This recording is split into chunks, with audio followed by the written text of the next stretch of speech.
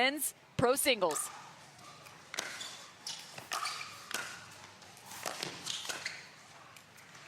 And quickly, Ben Johns showing a volley just to the middle of the court. 0-0.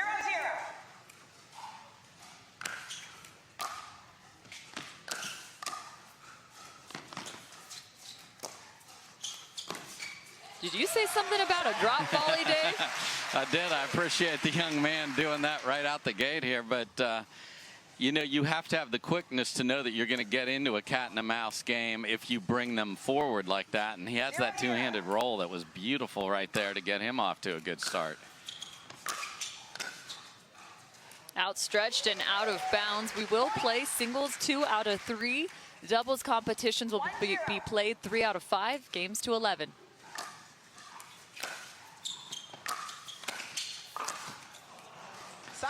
And this is where the aggressiveness shows in Collin Shick's game. He's not scared to come in and take some of those balls just off the top of his shoelaces. No, he's doing it all day against Dylan Frazier. The one thing he didn't do, and you saw it there, which would really make him even more effective, is go after his serve. He was just laying it in, which makes that next ball more difficult.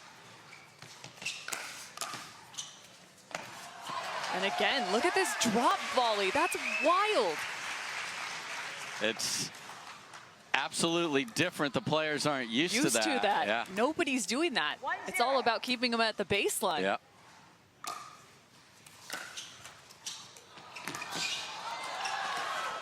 No way. Collin Shick again sliding in through the kitchen. I mean, he displayed that ridiculous athleticism on Thursday, and it is right there again today, Cameron.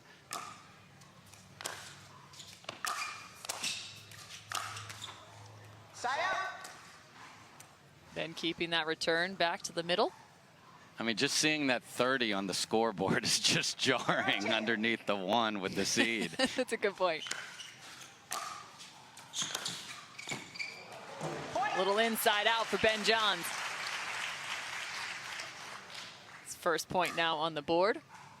You mentioned tough serves. Well, Ben Johns known to have one of the toughest, tons of depth.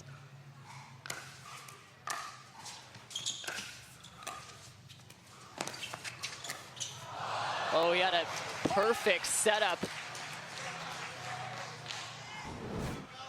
So 2-2. Ben Johns is going to be forced to come to the net and really work on his wheels getting up there. Good thing he's in Daytona. A lot of engines around here.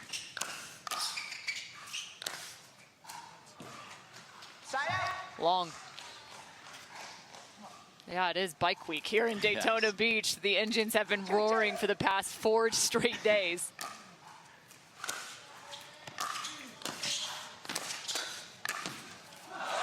Wow, one step, and then the forehand again. Yeah, and the ability to be able to have that lateral quickness, Cameron, is unique, and he comes so far over the top on that topspin, you make your opponent pop up the next one.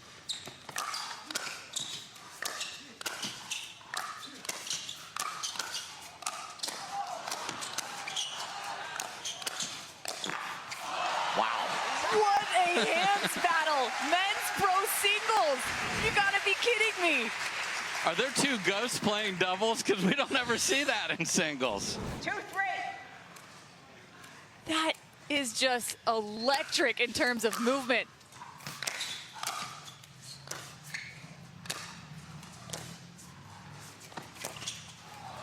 Ooh, a little deception here. He misses. Yeah.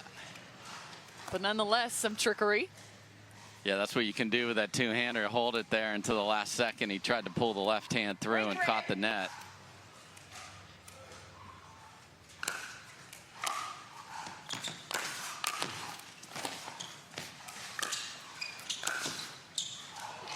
He's everywhere. Yeah, and that's the pressure. Now you're going to have to hit multiple quality passing shots because he has the length and the reach to get to everything.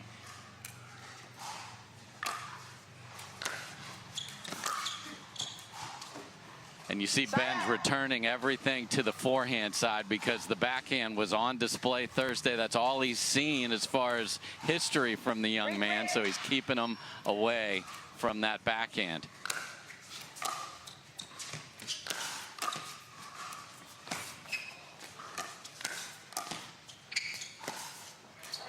Oh, Ben Johns, that's just dirty.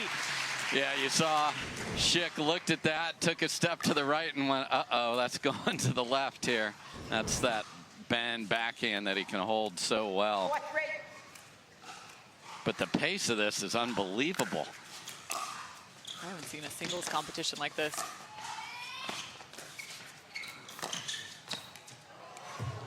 Again, from 3 feet behind the kitchen line. Oh, that ball's wide. out of bounds. Yeah, I thought this was in. My fault. No, I couldn't tell what the bends. I didn't know if he gave him the flat hand or called it wide. It was just wide. My bad. So 5-3 for Ben Johns. Yeah, it's just such a unique thing to be thinking, I got to go forward on my next ball. Yeah. 3-5.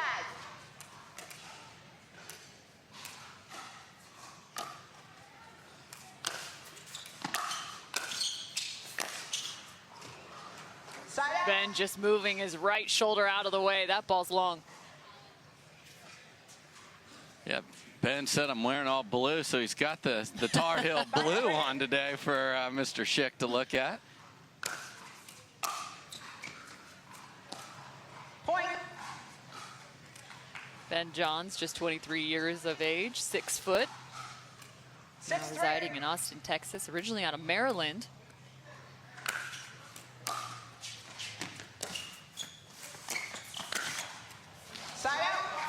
Change of pace.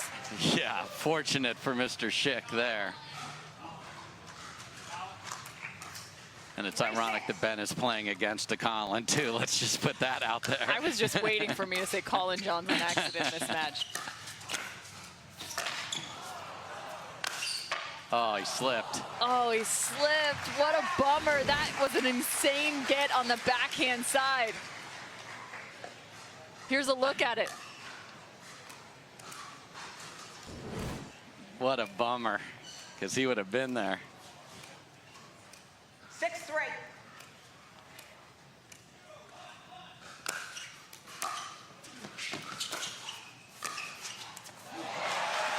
Ben Johns keeps going to that backhand side. That's his bread and butter, especially in the game of singles. Yes. He loves to go inside out and then rip inside in up the line as well. Yeah, and if it doesn't bounce, he's going to have to eat that little drop volley cut that is the specialty of Shick. He goes straight at him. Look at this read. And the ability to get the next ball down and away is really hard on the move. I mean, what he's doing on the move is ridiculous. Make it 5-6. Shick gets 1 to go.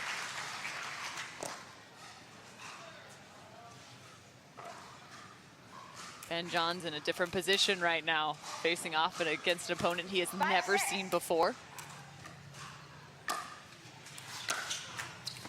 And a missed return knots things up at 6.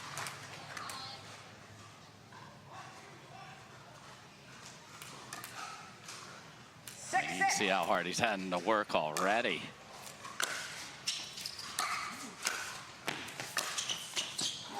Ben's trying to stay away from that backhand on the return, but he's still finding it on the opposing shot. Yeah, if he doesn't do enough with that, then he is giving that backhand so many options, and Shick has come all the way back. Shick showing that he's got a forehand too. Cross-court winner, 8-6, and Ben Johns calls a timeout. What a start for the youngster. 1 minute. So Collin Shick showing his chops on both the backhand and the forehand side. He's got Frank Anthony Davis right now with a notepad in hand, giving him the scouting report. A 5-point run for Collin Shick. He now has a 2-point advantage over Ben Johns. Men's pro singles here on the Carvana PPA Tour. The Red Clay Hot Sauce Florida Open. First match on Championship Sunday.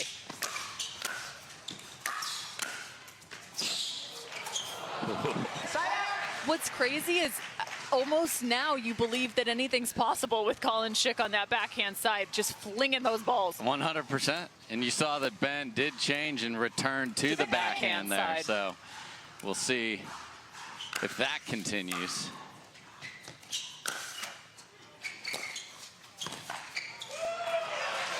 Off the net, cross court, another side out. Even that is such nice composure, Cameron, because a lot of times people panic when it goes off the tape. He hits a great ball there, doesn't overhit it. Oh my. Seriously. Again, off the net forehand, and he just lets the paddle do the work for him.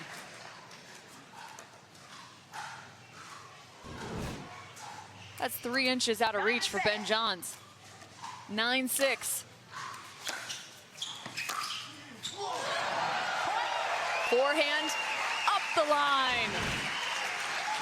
10-6.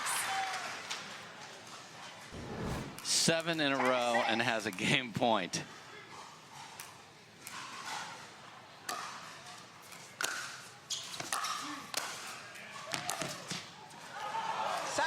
That time working in the favor. Ben Johns goes back to the forehand side. The question is now, where does he shade to? Collin Shick showing he can go cross court as well as down the line. 6-10. Ben Johns with some work to do.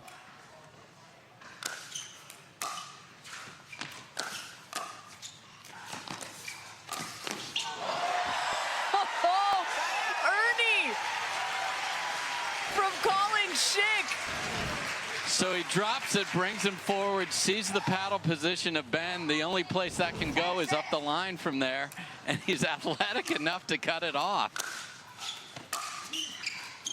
Collin Shick with game 1. Oh, just a routine 8 points in a row on Championship Sunday against the best player in the world. What are you doing on Sunday, everybody at home? I am in complete awe. This is my first shot to actually see him in full match play. Collin Shick has come to play on Sunday. An 8-point run for Collin Shick. He is working with that guy right there, Frank Anthony Davis, in his box. But I can't believe what we just saw. Cameron Irwin alongside Dave Fleming. Game 2 about to get underway.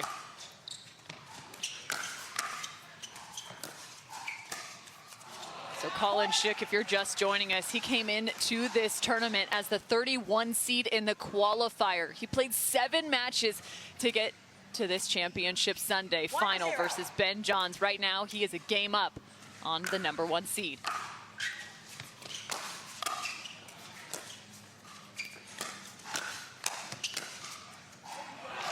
Ben Johns, the king of adjustments. It's going to be interesting to see what he may do differently here in game 2. Yeah, he's going to want to try and come forward with that first step because he's been pushed that way and he's been having to lunge and barely get there, and then he's been on the defensive.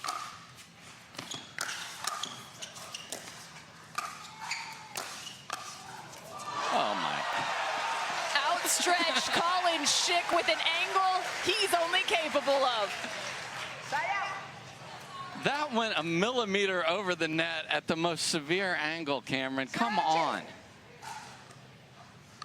We're going to just stop being surprised.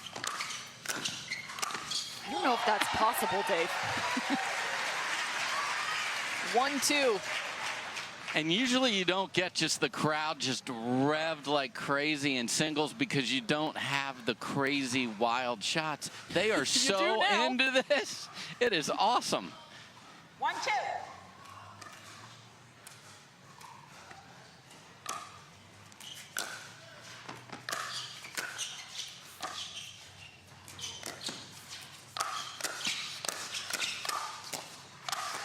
Collin Shick off the toe and into the, did he hit the net? Oh, into the net. No, the ball went off Ben's foot, though.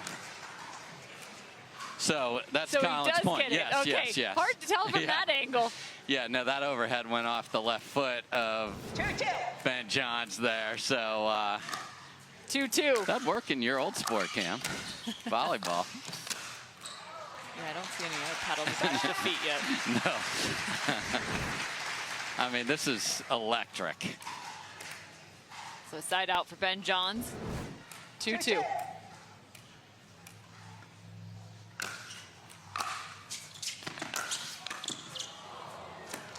A beautiful shot from Ben Johns. He hasn't been able to work to that inside in as Collin Shick has been returning just enough middle and protecting the inside out. Yeah, he's done a great job of both the location and the depth of the return so far, and that's kept Ben from dictating the points.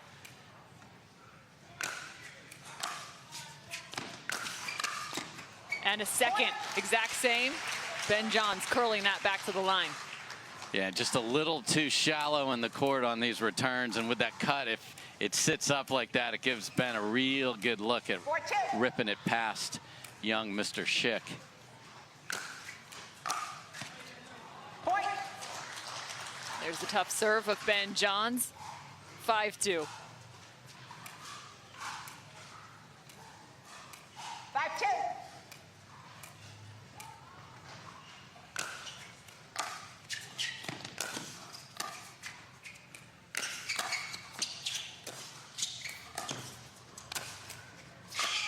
Ben Johns starting to hit his spots right now. 6-2. Yeah, it might be time for a timeout for Collin Shick. And you are right on cue, Dave Fleming. Timeout by Collin Shick. Also important to remember, game number 1, Collin Shick was trailing 3-6 and then went on an 8-point run. Right now, he's down 2-6. Got Collin Johns in the box for Ben. Collin Shick trails 2-6 to Ben Johns, the #1 player in the world. Ben with a shot at a triple crown today on this Carvana Championship Sunday.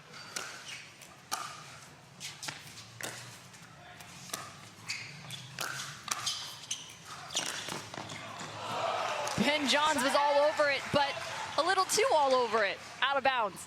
Yeah, and again, these just severe angles from Shick. If he gets a backhand volley, he is going there. So Ben will know it, but just getting there is impossible. I don't know if Ben Johns has ever seen this many angles in singles before. Collin Shick, backhand up the line, hooks it. I mean, that's why he wasn't returning there before, because of the wizardry of the backhand. That's a remarkable pass from that deep in the court. And Collin thought this ball going cross court, and Ben kind of tripped him up there. Nice contact from Ben Johns. Yeah, sometimes you're too quick in singles and overran I've never been too quick, unfortunately, Dave. 6-3.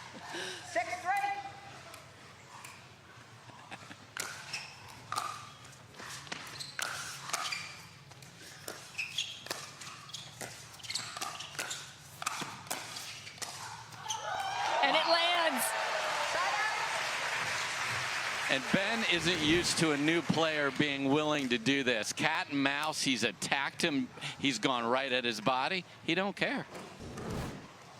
3-6.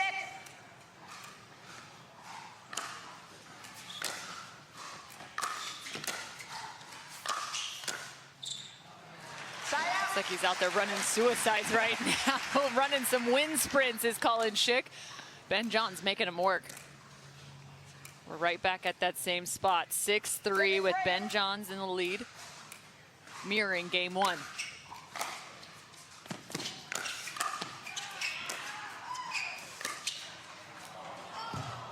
Contact gone awry for Collin Shick. Now a 4-point margin. 7-3.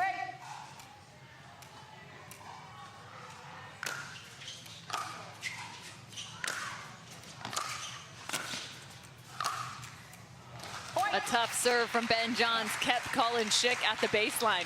Yeah, there's the value, and that is a big difference in this match. The quality and the pace and depth of the serve. I mean, a player that fast couldn't even get to the kitchen line because of how good the Ben Johns serve was. Oh, cutting that ball down. I mean, look at that spin back towards the net. That thing never even made it to the kitchen line. That is not easy to do with a pickleball paddle and a pickleball. Look at this thing, check Just up. chopping wood over there.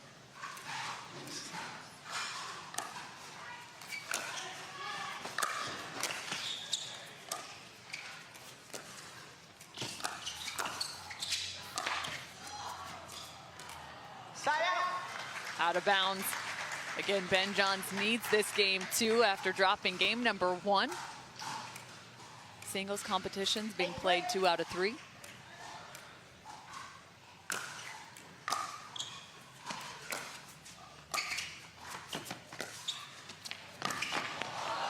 The full effort, and we've seen so many wild angles from Collin Shick. This time it's off the paddle of Ben Johns. Yeah, it's like, enough of your cute little angles, Mr. Shick. It's my turn. And another timeout here from Shick. And look at the crowd in the background. Everyone's hands are together because they're hoping we're going to see a game 3. They want more Ben Johns versus Collin Shick. Ben Johns has stepped up his game here in game number 2. Serve velocity and depth has definitely increased, as well as some of his passing shots. He's up 9-3.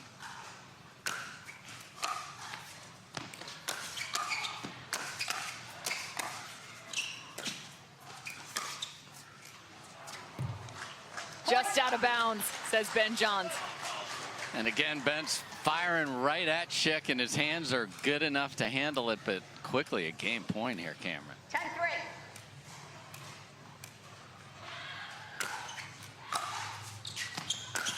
Oh, that is just wicked. Ben Johns curling that ball just inside the court.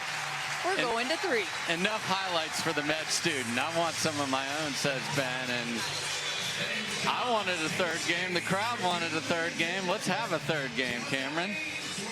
This will be the 20th game played on the weekend for Collin Shick.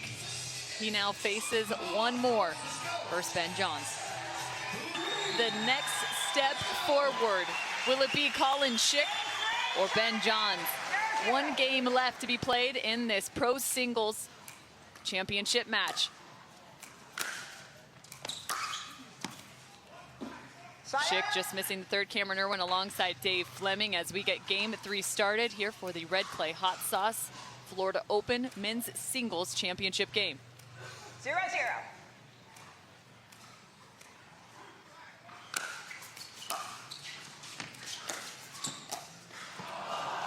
He wasn't missing those early on. No. That's a good sign for Ben Johns. Really is, and the disparity in the pace, depth, and velocity on the serve is palpable here. You can see it. 1-0. Watch Ben go after this, where Collin Shick's just laying it in.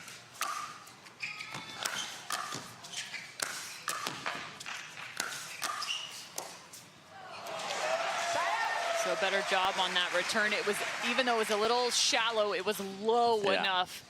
Got a little kiss off the tape too, which kept it down. So let's see if he goes after this more, because he's just making it harder on himself on these 3rds when he has so much variety.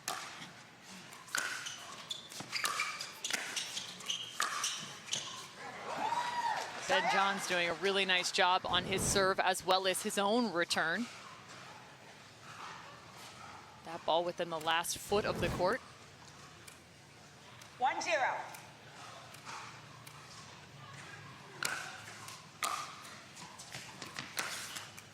Side out. So what, well, we talk about depth of return, but if you're new to pickleball, why does that make the 3rd so much more difficult? Well, a couple of things. Number one, it gives you the time to get to the net, and secondly, the angles are just much different from that far away. You have no real shot to be able to get it past them when you're that far back. If you can step into the court, you have so many more choices. Well, and that's another great example right there. Depth of return creating issues. 1-0. 1-0 still.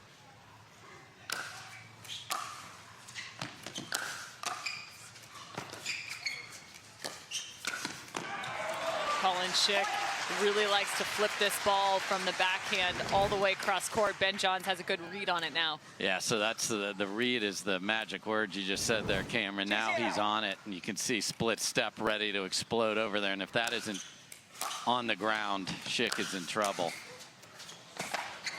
There's the drop volley again. Just enough taken off. It's just so fun to see a new way to play singles with him. And the players playing him later in the day can thank Mr. Shick, because this has taken a toll on Ben Johns. Side out. Long. Oh my. Ben John's ready to serve, sitting at the 2-0. baseline now.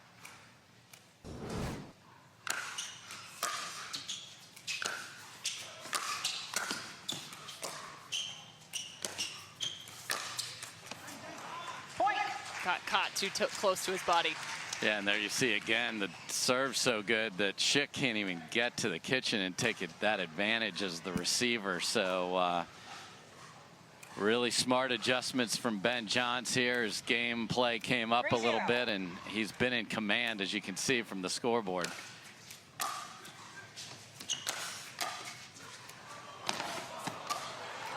Collin Shick. The drop volley should be named after him at this point. We've got an Ernie, we're going to just have a Shick now. But that all was set up by the return just within the last 6 inches of the court. 0-3. Yeah, for confidence, he just needs to get on the board here. He's been missing some of his passing shots out the back, but not by a significant margin.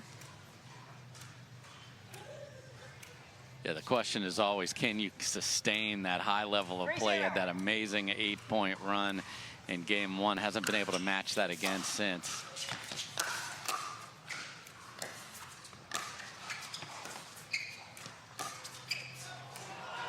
I like the thought here, but trying to loop it over Ben Johns' head.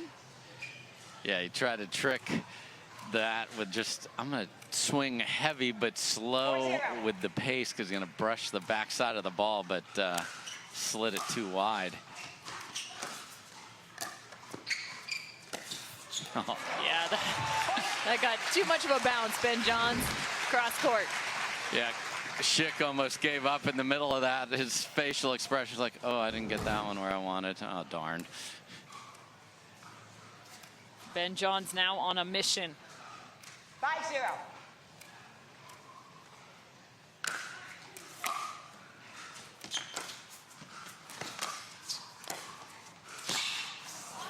Point. Timeout. Change ends. 6-0. So fast. Couldn't quite find the contact he was looking for, but Ben Johns right now, he's feeling a lot better, saying, get in there. He's got to get up to the net. Talking to his brother, Collin John, sitting in his box. Collin Shick is trailing by 6. Starting to find a new style of men's pro singles and singles in general in the game of pickleball. Collin Shick creating some different strategy. Right now, he's got to find some strategy of his own, trailing by 6 in game 3. Side up. He's really been kind of challenging the forward and backward movement of Ben Johns versus just the lateral motion. Yeah, and you saw Ben Johns urging himself on the side switch here to get yourself going forward.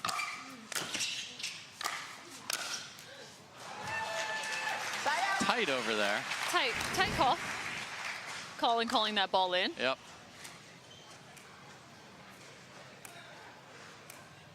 Benefit of the doubt here. 6-0. Ball was good. Yep. Nice shot from Ben Johns. Point. And this is the other thing that Collin's not getting, and he will, I'm sure, learn and add to this. When you go after your serve, you put pressure on the quality of that return, as we've talked about, and you get freebies. He's got no freebies because he's just been laying in the serve. I believe he had 2 in game 1. In which he won. Here's a look. He goes up the line this time. He has been flipping that ball cross court, so another good adjustment. He's got to do some work. He had an 8-point run in game number 1. That's not going to help. Yeah, just a little frustration creeping in there. Played so loose and so well in game 1.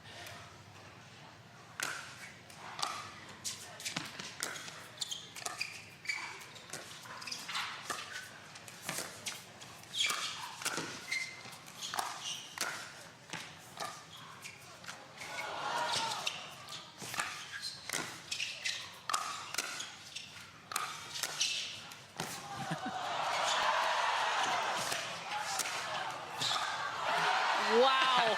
Ben Johns with a wild, wild point. Collin, Shick, you just have to go hats off for the gutsiness of some of those contacts. I mean, what he's getting to, and he's keeping them relatively safe most of the time, Cameron. These aren't just lobs he's throwing up that are getting clobbered. 8-0. Wow.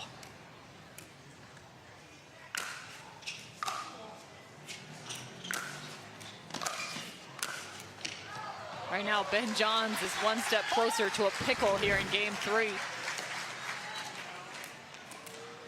You know, and that's the experience. He was able to withstand an incredible game 1, and now he has won 20 of the last 23 points.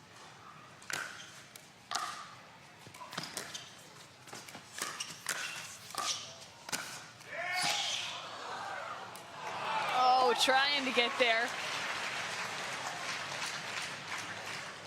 Fans still loving the effort they're seeing on court, even at 10-0. Match point and championship point for Ben Johns.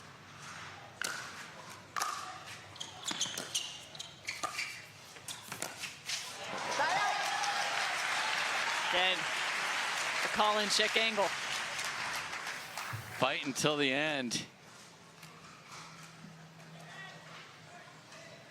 We've seen the remarkable from him before. 0-10.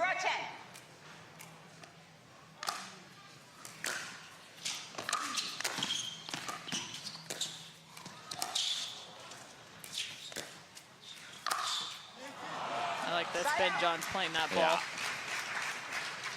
You don't know, you go. Stay focused on the ball. It's a good play from Ben. Love that sentence there, Cam. If you don't know, you go. Second championship point. 10-0.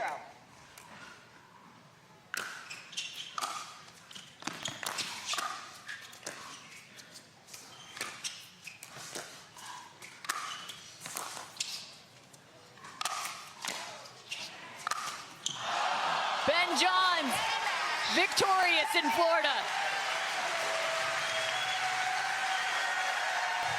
Hate to see it end with a miss like that, but I mean, look at how much the crowd loved this young man's effort.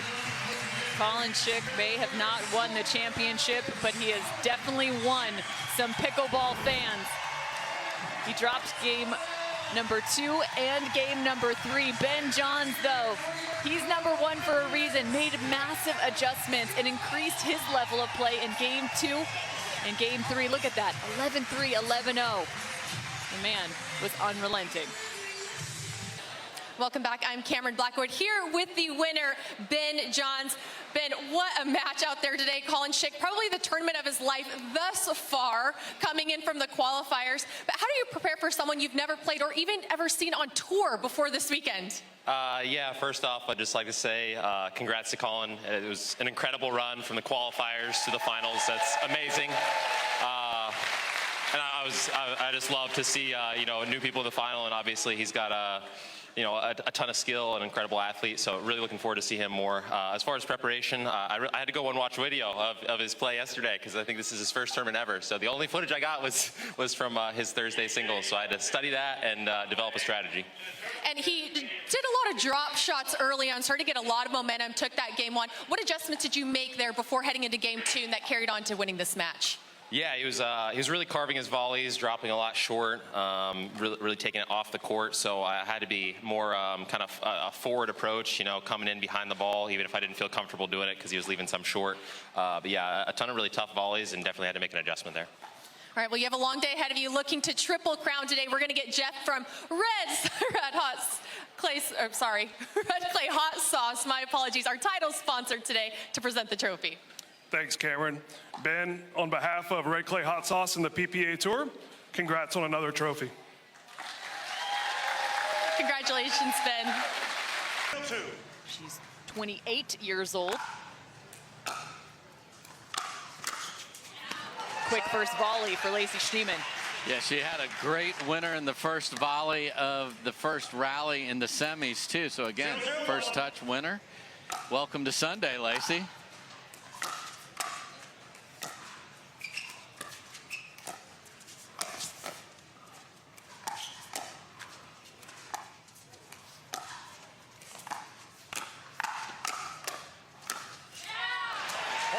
They look like they've played together before, more than just one day before as well. 1-0-1.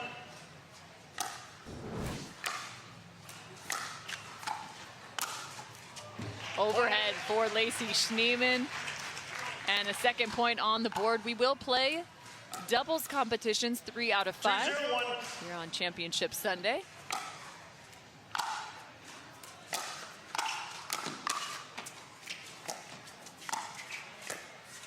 Second serve. Really unlucky there for Schneeman. That was a great move on the poach, and she had that ball down, just caught the tape, and that let Parenteau and Waters back in the rally.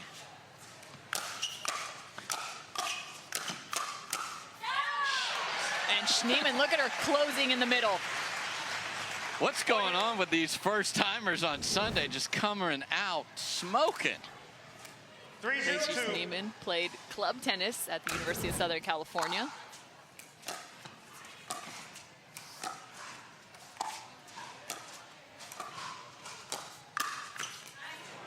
And Catherine Parenteau takes a good shot.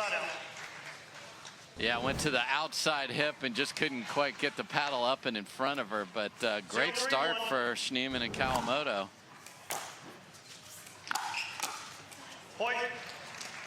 Annalie Waters recognizing the short return and unwinding the stack.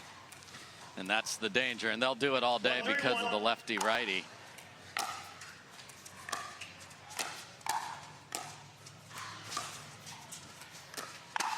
You got to have a few different scouting reports against Annalie Waters and Catherine Parenteau, as they do play a little bit more straight up. You'll see Annalie both on the right and the left.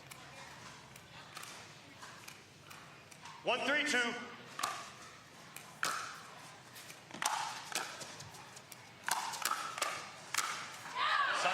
Unafraid right now, Lacey Schneeman taking shots up the line. Yeah, don't be speeding that up down the middle. That's my no-go zone, says Lacey. That's impressive.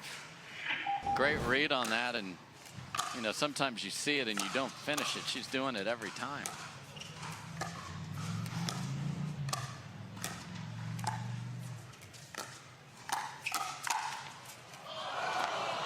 Second serve. Some help from the net for Annalie Waters, but it's got to be tough too. She's got a lefty in front of her. Some different locations for her own speed ups. 3-1-2. On the left side.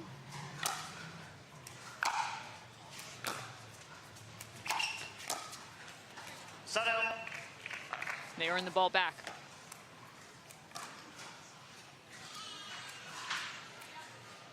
One, 3-1.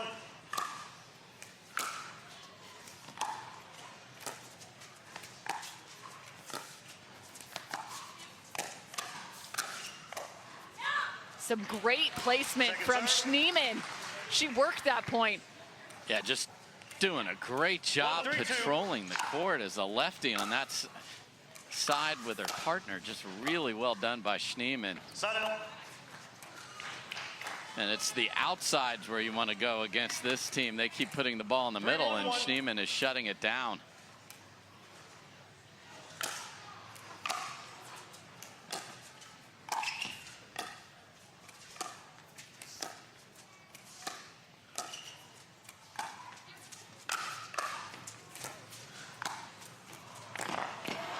What a play from Annalie Waters. Great recognition. Yeah, we've seen a lot of lobbying in the women's game from an offensive standpoint, Cameron. That got the Schneeman Kawamoto squad off the net there, and then great job to finish that off.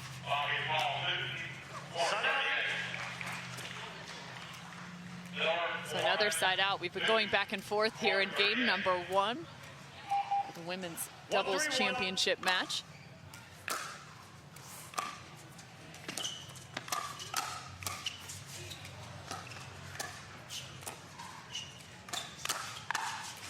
Good cover for Catherine Parenteau, and now they're finding the backhand side of Schneeman. And that's I think where you the want to go. target's changed.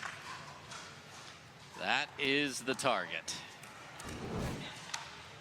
2-3-1.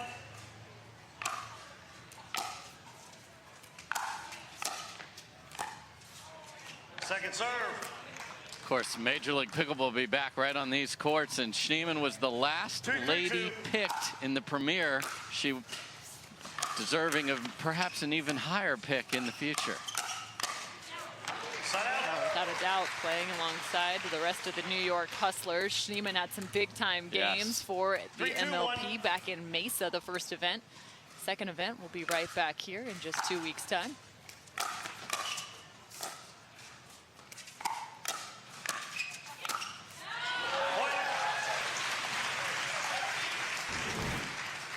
And this is the part we referred to it like Kawamoto and Schneeman seem to know how to set each other up, and they've never practiced.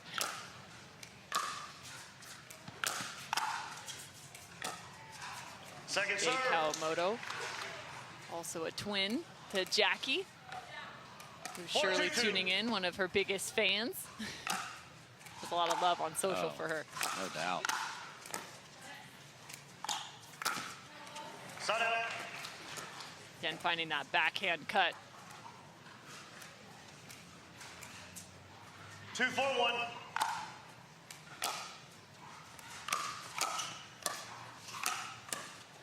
Second serve. Yeah, and it's interesting how you have to adjust 2-4-2. strategy. Waters and Parenteau won by funneling the ball in the middle of the court against Wright and Dazan. This is the exact opposite, where you need to go to the outsides. They haven't done it consistently enough, and that's why they're 4-2-1. down on the scoreboard. Second serve. You can see a little bit of that unique forehand from Lacey Schneeman. She kind of keeps her elbow bent a little bit more, keeps that 4-2-2. paddle head down lower. She does it on her serve as well. You'll see it here through her motion.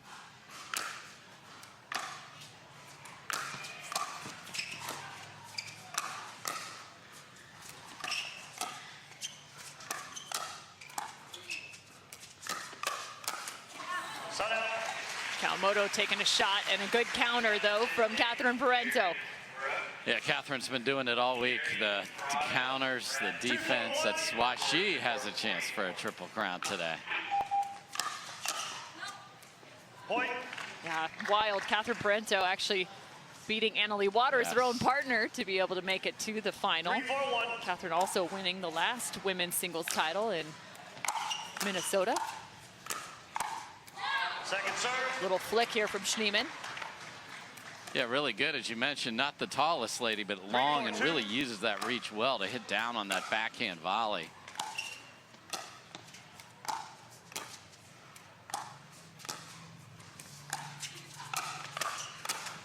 Point. Yeah, what's kind of wild is actually as you look through the heights of these four, Annalie Waters is the tallest at 5'6". 4-4-2.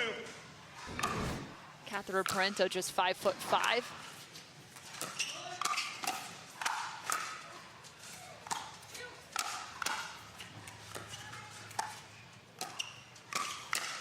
Point. Jade 5'3", and Lacey Schneeman 5'4". Surprised there's not more lobs out there. Yeah, now you see the getting the ball to the outside is 5-4-2. where it is working, getting some mistakes on that side as well. Point. Oh, I like that from Annalie Waters. Timeout receiving team. Different 6-4-2. slide there on her backhand side, and she liked it too. That was a new shot for her. Very proud of that one. Annalie Waters and Catherine Parenteau so far up to the task as they are now at a timeout. Look at that shot. Annalie Waters creating from the left. Today, Cameron, and there's incentive, so subscribe. You'll never miss the action.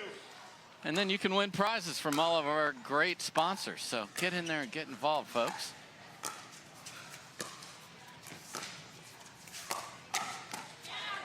Trying to speed up off the bounce is Catherine Parenteau. If you're just joining us, welcome to the Red Clay Hot Sauce Florida Open on the Carvana PPA Tour. Just the second 4-6-1. championship match here on Sunday. Ben Johns picking up the men's singles title. Second serve. Annalie Waters and Catherine Parenteau looking for another. 4-6-2.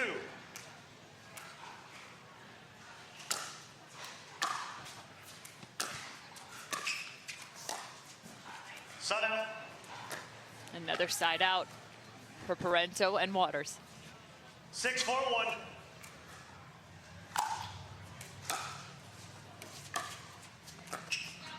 Point.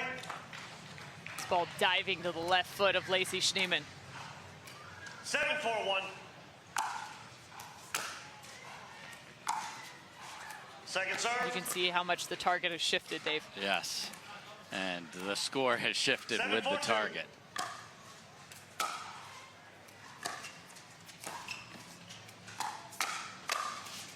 Point. So ball goes outside. If Jade wants to speed that up, Catherine's just sitting there. If it's coming cross court, it's going to be absolutely hammered. The forehands in the middle cause a lot of problems, so they're just not putting the ball there anymore.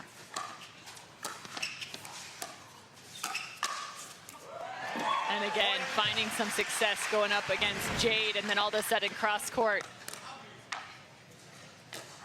Yeah, and this is why this team is so effective. You saw the defense, you saw the counters, and then they can create their own offense. Well, and they were pinpointing their speed ups too. That ball just long. 4-1.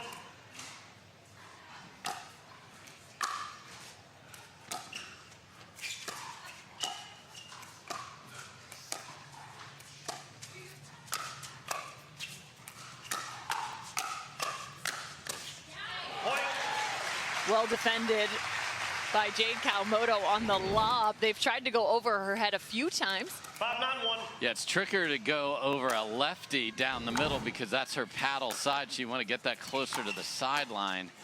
Second serve. Trying to force Lacey to take that ball out of the air. 5-9-2.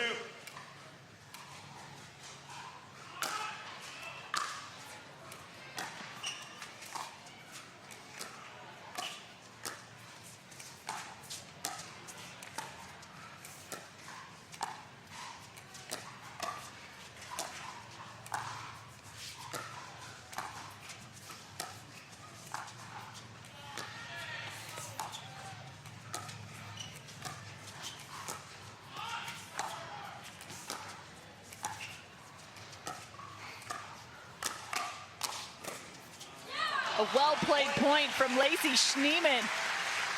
Much better movement across the kitchen line and two great targeted speed ups. Yeah, really nice. She went after the two-hander just to make sure they knew that was there. Some real knifey cross-court dinks in there as well, Cameron. Let or recall. Let's serve. 6-2.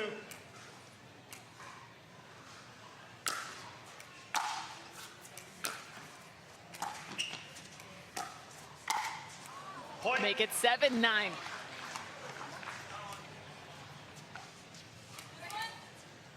Seven down 2.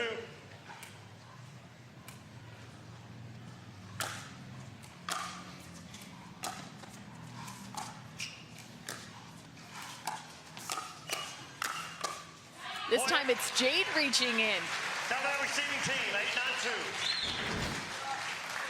8-9. Schneeman and Kawamoto back out of the timeout and with several points to their name.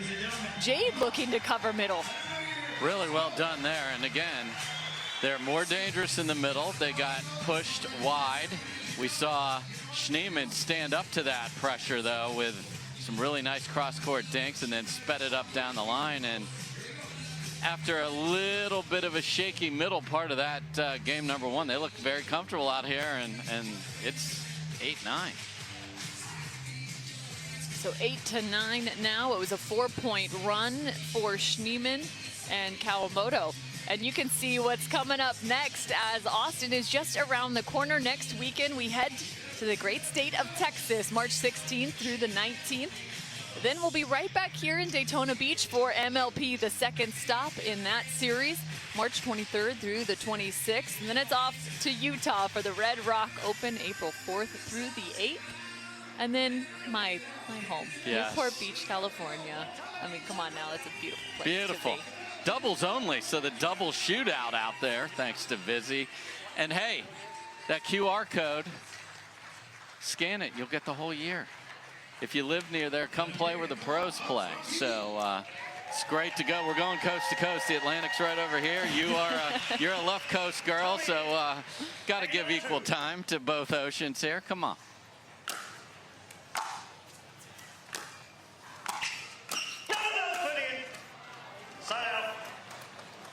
and a foot fault violation from Lacey Schneeman. 9-8-1. And so some interesting stuff that Don Stanley's doing. We'll talk about it after the first game.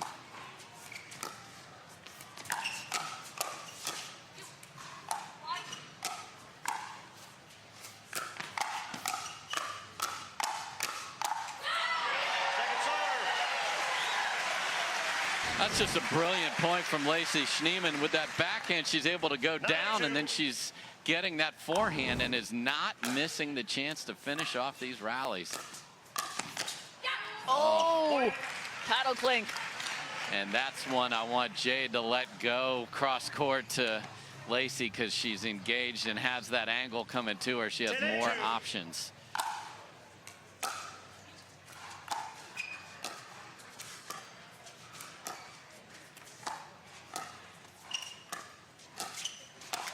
Target has changed. They're now going at Jade Kawamoto, and it's interesting. We talked about it in a commercial break, but they had been finding some success on the backhand side of Lacey Schneeman.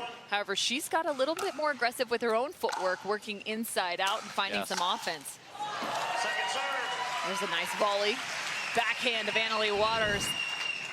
That thing should be trademarked. 18-2. Hashtag vicious. Look at that swing.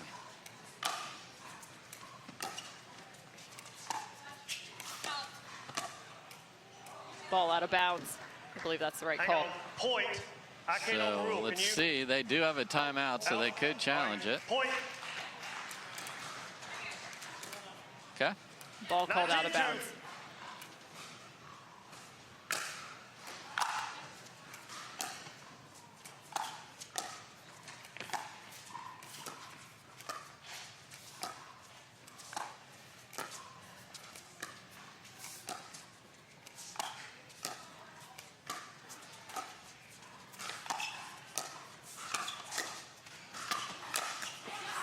And they earn the ball back, but Schneeman and Kawamoto are shifting some of their dinking. One to one player, one to the other. Right now, it's a game point for Annalie Waters and Catherine Parenteau.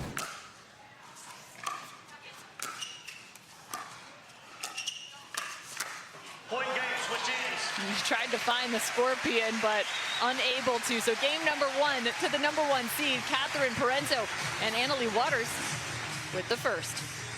Yeah, well played on both sides. I really like the adjustments we saw from both teams, sort of working it out as they go. And Waters and Parenteau sneak out. They only gave up 13 points the whole tournament. They gave up 9 right there.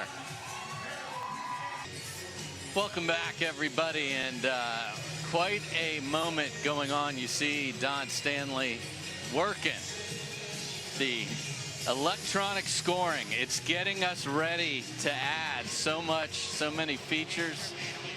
We're doing it all electronically, and we're going to have that to set up gaming, gambling, not too far down the road. You don't see clipboards in Don Stanley's hands here. Let's go, pickleball. Coming to a new frontier. Annalie Waters and Catherine Parenteau picked up game number one here at the Red Clay Hot Sauce Florida Open, your women's doubles championship match. They were pushed, though. 9 total points on the opposing side for Kawamoto and Schneeman. Side out. So a quick side out for Parenteau and Waters. We saw some in-game adjustments 0-0-1. for both teams.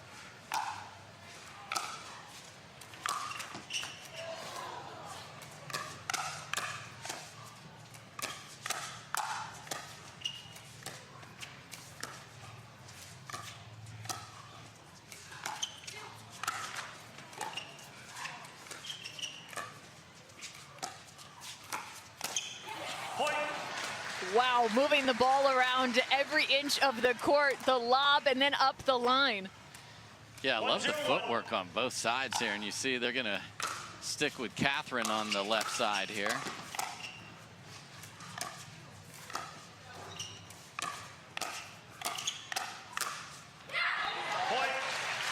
Just so good. I mean, you want to know why she's playing for a Triple Crown?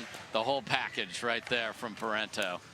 Catherine Parenteau has been playing some really good pickleball here in 2023.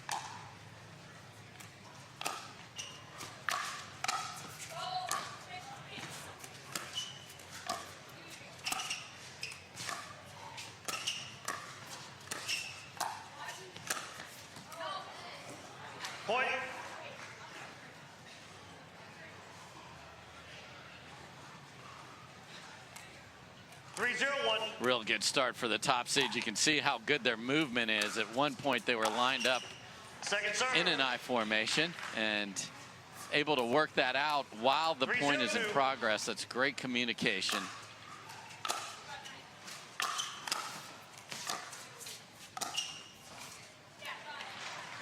Side out. And I think that ball is maybe Yeah, right on. I right think right on the line. Yeah, I couldn't yeah. tell from Catherine's expression.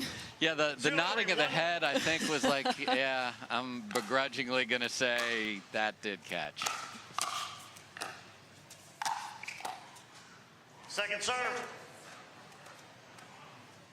And the second serve now, again, it was a little bit of a 0-3-2. run that got Schneeman and Kawamoto back into game number 1.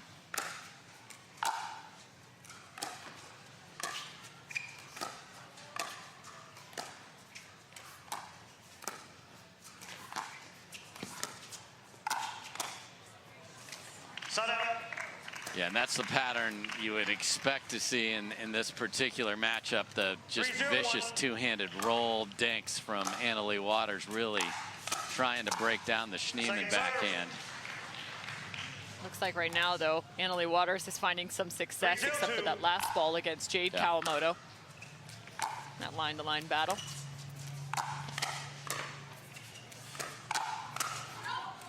I will say, though, Jade and Jackie, even though she's not on the court, they're really good at starting to pick up reads, making those in-game adjustments for where those speed-ups are coming. Yeah. So that's what makes them so good defensively as well. Side out. Yeah, you talk about great defensive players, but it becomes before the ball ever gets near Yeah. you, because you can read the expectation you have from what you're seeing from the paddle and just tendencies from a player. Second serve. And when they look back at this match and watch it back, the third percentage just 0-4-2. hasn't been good enough for Schneeman and Kawamoto. You got to hit a high percentage and then a missed serve. So that's a tough side to not even get to the kitchen line at 4-0-1. all against a team that's coming at you like the top seed. Second serve. Second serve now. 4-0-2. Still a 4-point advantage.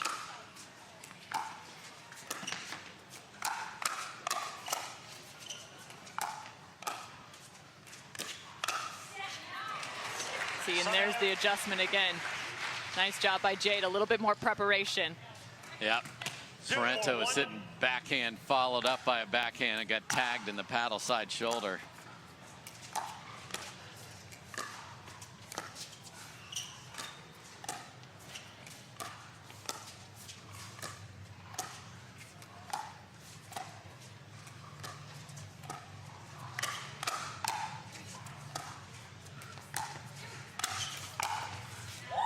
Catherine Parenteau. Oh, excuse me, Annalie Waters. I was just so tripped up by the play. Yes, Catherine Parenteau had the best view in the house of this ridiculous two-handed backhand. My goodness, Annalie Waters.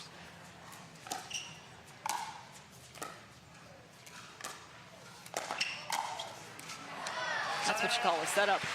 No doubt. It's an apple in hockey, just inside out. Just what an assist. Perfect play by Parenteau. And then not too much, just hit it in the open court from Annalie Waters. Second serve. Reaching, but out of bounds. Catherine Parenteau and Annalie Waters do have a title together. That was back at the JW Marriott Desert Ridge Open.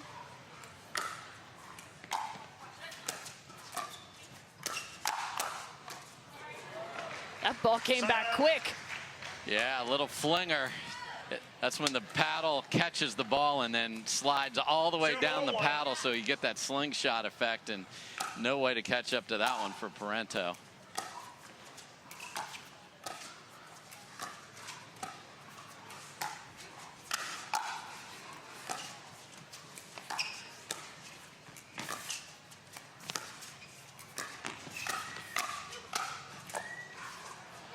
Point. Wow, chasing some of these dinks are Schneeman and Kawamoto, but they still come away with the rally. I mean, Schneeman's way off the court 1-4-1. and is able to cut it as shallow as you'd ever want. That was a beautiful ball by Lacey.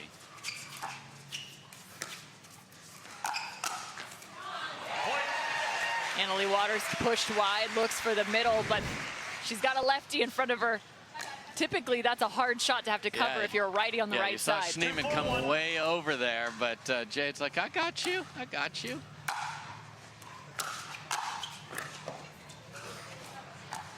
Second serve. 2-4-2.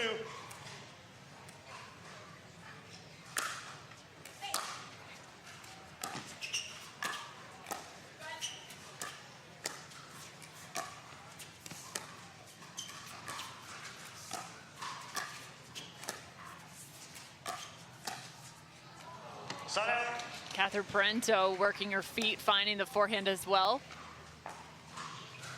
Yeah, that's a tough ball to redirect. Kawamoto very good at that skill when the ball's up a little bit, but down at your feet, just really tough to get the ball to travel that far. Another lob serve from Annalie. Point.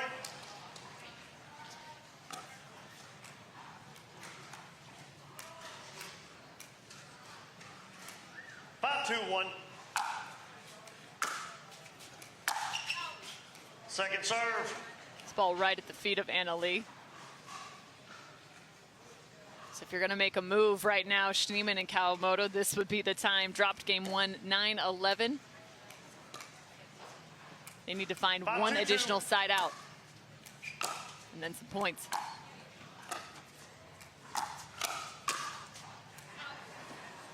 Side out. Just deep. 2-5-1.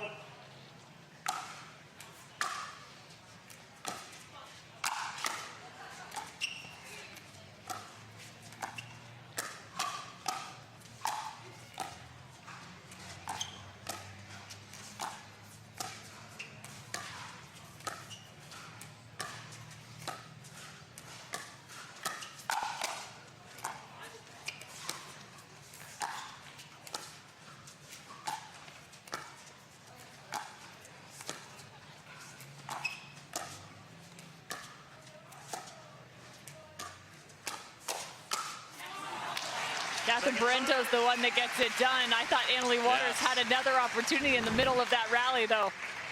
Yeah, just didn't have her feet set for the little juicy one that came from Schneeman, but Catherine gets the last reply.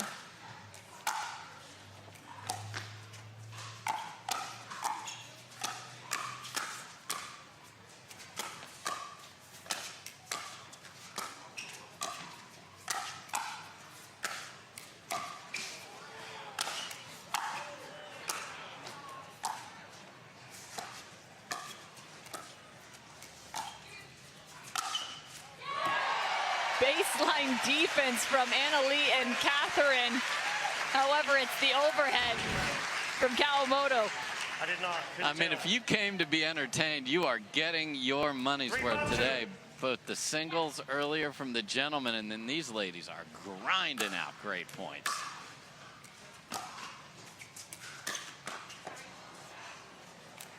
It's so tough. You feel like you've got your paddle maybe in at least going the right direction. Net cord pops it up an extra inch or two. Yeah, looked like Schneeman was all over it there, but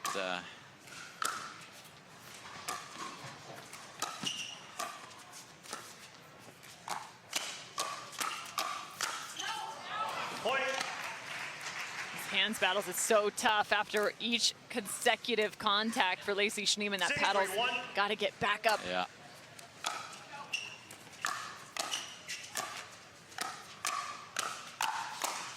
Point. Waters getting the ball down now. 7-3 Parenteau and Waters. Receiving team, 7-3-1. Schneeman and Kawamoto trailing by 4 here in game number 2, as well as having dropped the first. Catherine Parenteau and Annalie Waters are one step closer, looking to close on championship match. Catherine Parenteau, as well as Jansen, they're going to be facing off against one another. Some foreshadowing. We have to find some of their own shake and bake in that women's singles, which will close out our day here for the red clay hot sauce. Florida Open, the 5th stop on the Carvana PPA Tour. 25 total stops in totality this year, not to mention several MLPs tossed into the mix. 6 of those, I believe, to this point. Correct. So that's actually next on the slate after Austin. Right back here. 7-3-1. Right back here.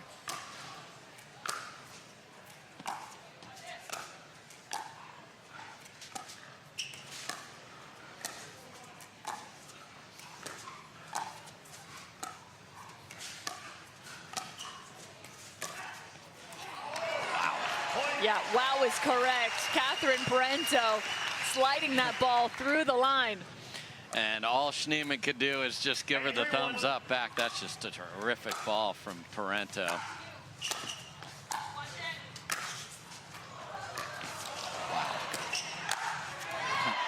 Catherine again with a great save, and then Anna Lee with the winner. There's that shot you wanted her to trademark. Well, in case the U.S. Patent and Trademark Office wasn't paying attention, they should be by now. That's just gorgeous pickleball. That save from Catherine. Wow. And this is what this team can do. It's just you just feel the snowball just coming at you.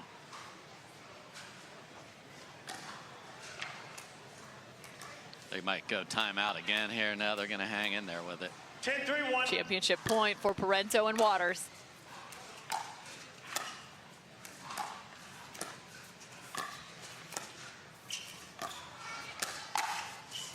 And excuse me, game 2 as we're playing 3 out of 5, so they pick up the second.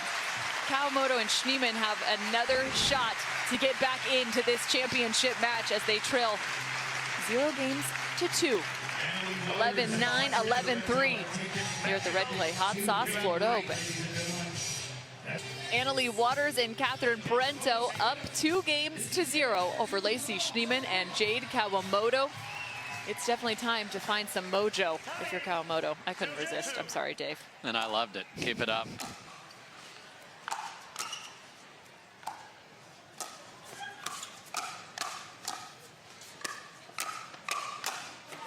Every broadcaster's allowed one bad pun on the day, right? For sure. I think you get one every other match. So you get 2.5 Oh, good. as the over-under today, Cam. Come on.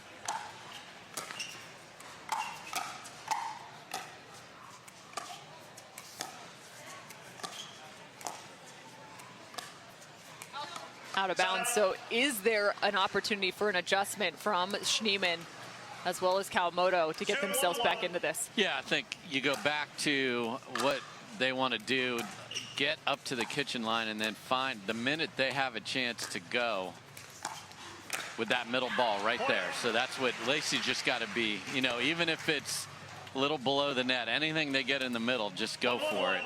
You have nothing to lose. You're down 2 games, best of 5. That's what got you close in game number 1. Second serve. Don't be afraid to pull the trigger in the middle. But you have to have the discipline on the balls on the outside to wait till you get that chance. So that's a tough combination.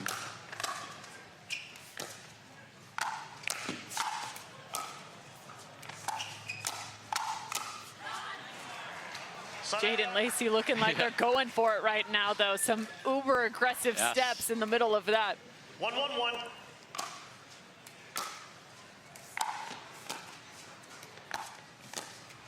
Point. Backhand roll.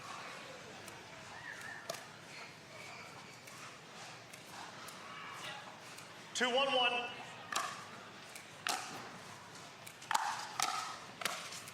Second serve. Catherine, you didn't watch your top court video. That was the perfect shake and bake setup. 2-1-2.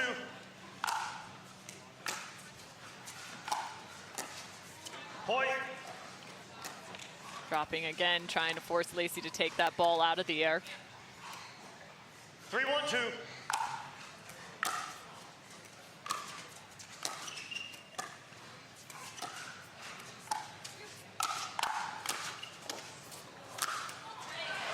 It's interesting, each one of those lobs that you've seen over the top of Jade Kawamoto, she has hit back into the middle of the court, every single one. And right now, Annalie Waters, even though they didn't win this rally, look at where her court positioning is. She knows where that ball's going. I love it. So she's trying to win that on the next ball. Yeah. A lot of the players try to win with the lob itself. I like the one-hand backhand from Lacey Schneeman.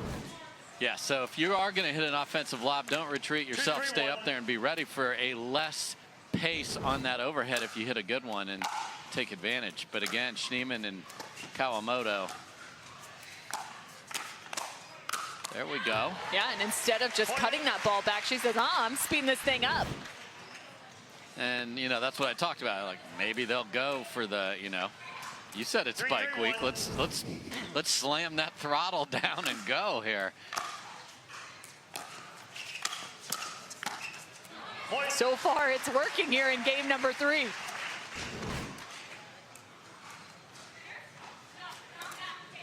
Four, 3-1. So you saw a Parenteau said let's switch, and Annalie called it off.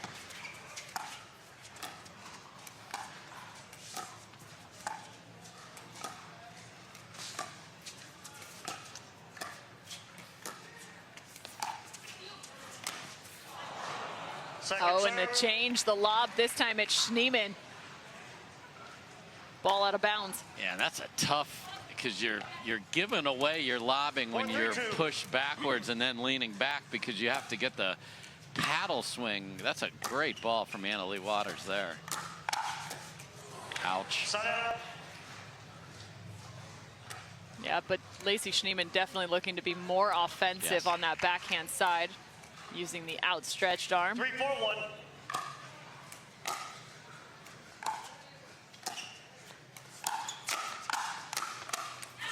Second serve. Oh, Catherine made a good move, but just finds the top of the net. 3-4-2.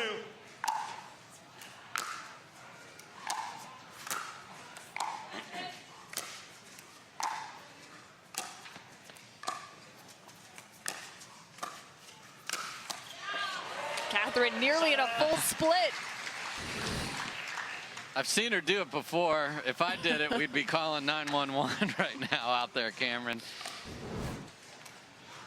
But Schneeman has ramped up the attack, as has Kawamoto. Yeah, and let's see if they doubt. can keep it going. They got to make the fundamentals, though. Make all the thirds and then go.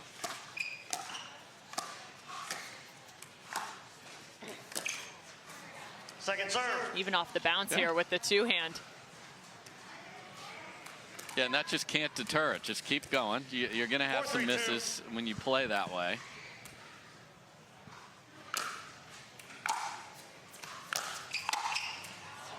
And you can see Schneeman trying to speed up and follow it in, but Annalie Waters backhand again, finding the feet. Yeah, big smile from both of those parties. I mean, that was a good crack by Schneeman, but into that no-go zone of the two-handed backhand for Annalie.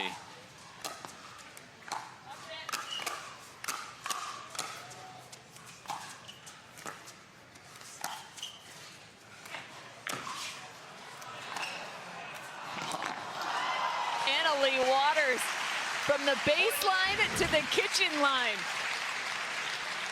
That's just pretty pickleball and such great touch. I mean, that lob landed on the baseline, Cameron. Come on.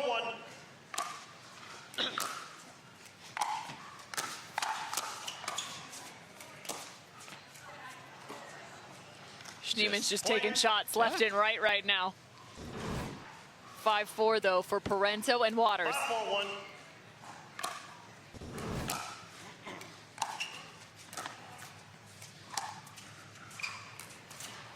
Oh.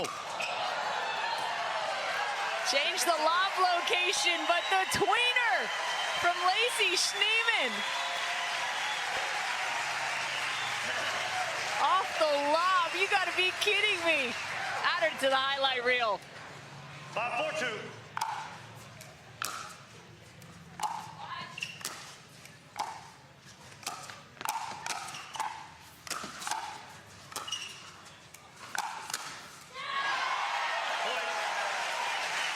Lacey tucking the elbow in and putting the ball away. Love the way she's playing here. And a little showtime to add to it here, Cameron. Let's go.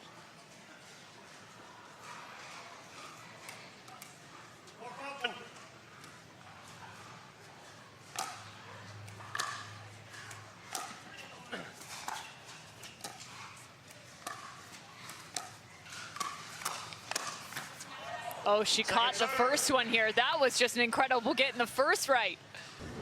Catherine Parenteau has some wild speed ups. Great control. Yeah, because that ball's going to be in. Full swing, cut and chop across it, inside out.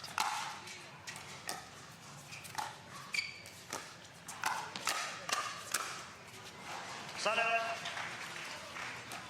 I think they had the look they were wanting. For sure. That's the one Lacey just needs to keep refining if she's going to go two-handed. We've seen her put the one hand down when it's been up, but the swinging two-handed backhand hasn't been as precise.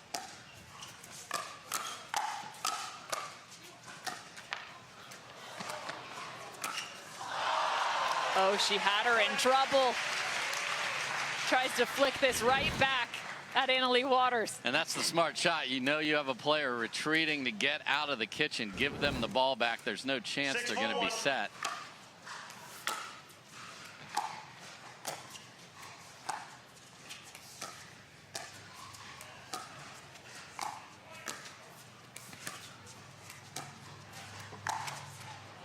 Second serve.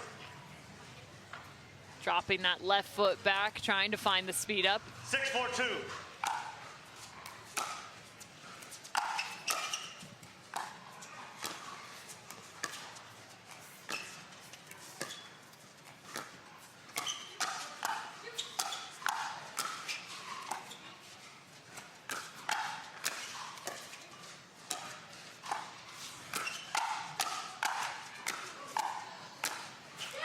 And the one-hand slide, Lacey Schneeman.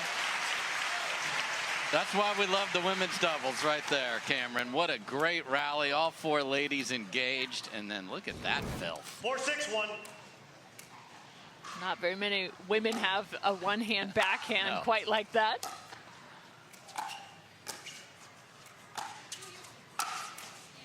This time she gets it down, but again, look at the location of this ball.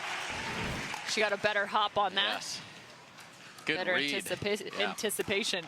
5-6-1.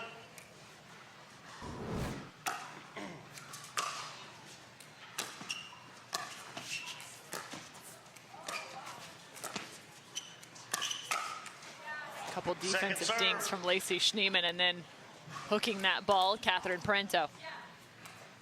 5-6-2.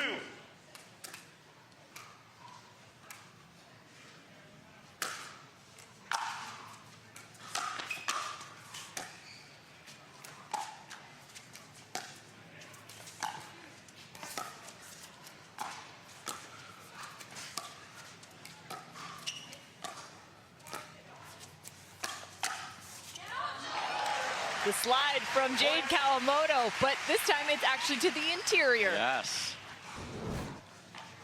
Annalie was sliding in a different direction, and Catherine tries to speed this up in the middle. So good at redirecting the ball when it's up in the air. Just a great talent for Jade.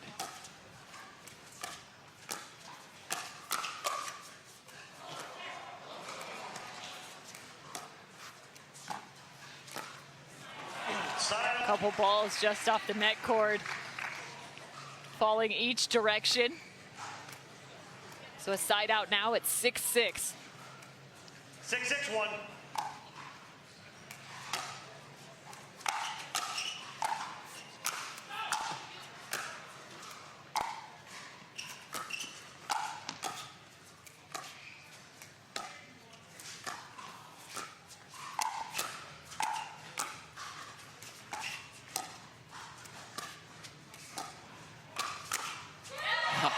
Whoa, some really offensive dings from Catherine and Annalie. But ultimately, again, covering the middle like we saw in game number 1. Lacey Schneeman's forehand. Just a slight fade to the left to set that forehand up. Then a good leave there. So, okay, ladies, 6 A hold. apiece.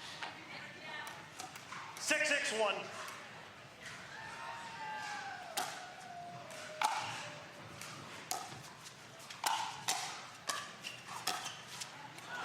Point. Jade Kawamoto pegs Catherine. 7-6-1.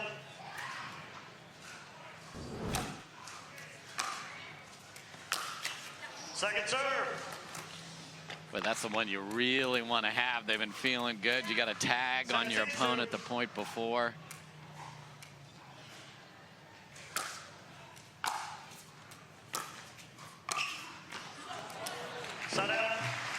Little trick shot here from Catherine Parenteau. Really able to manipulate that ball from her wrist. Yeah, you're looking for more pace expected because your ball's up, because the return was short, so you had to kind of pop it up. And then she does that to you, and Schneeman gave him the thumbs up again there.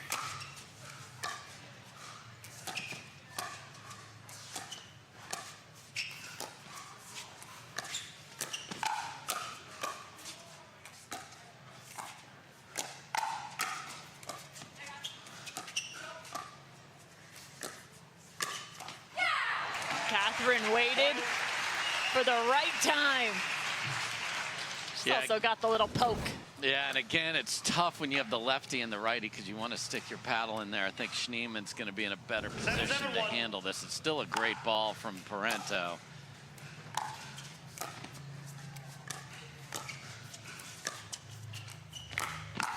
Oh.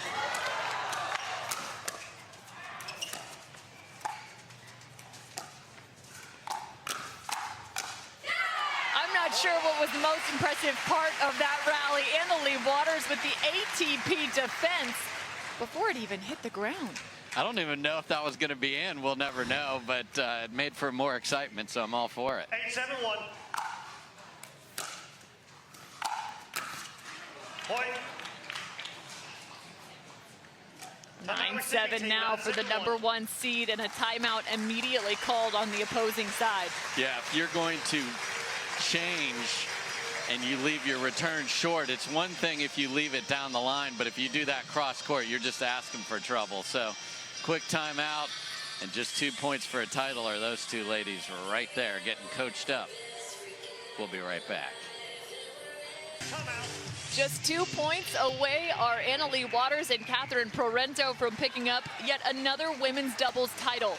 They have won in 2023 together, looking for a second as a duo.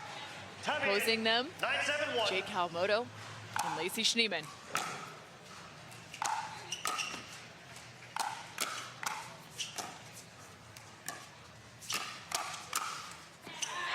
Second serve. Going by 2, Schneeman again. Just slightly out of position are Catherine and Annalie in that point. 9-7-2.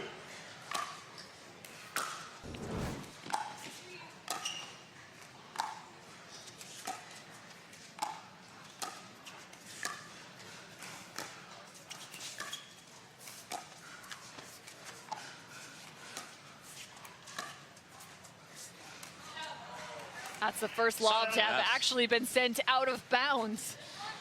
Yeah, and Catherine's first attempt. Annalie has been perfection on her lobs today.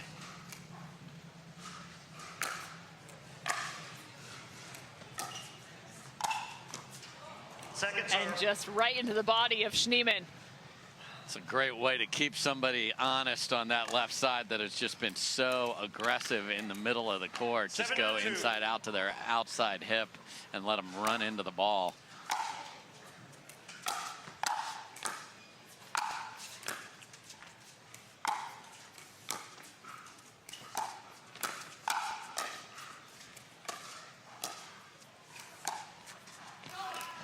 Catching the top of the net here. That ball sent wide of the court. So Schneeman and Kawamoto add 1 to their total. 8-9-2.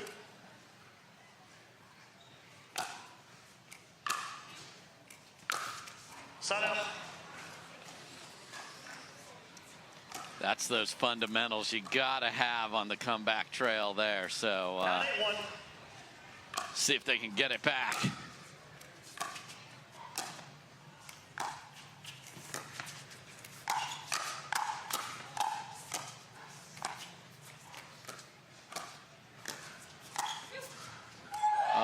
Whoa!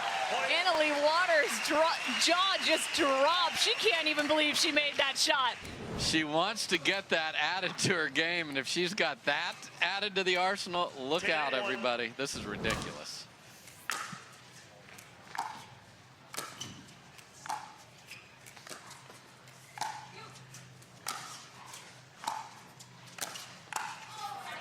Second look now at championship point for Parenteau and Waters. 10-8-2.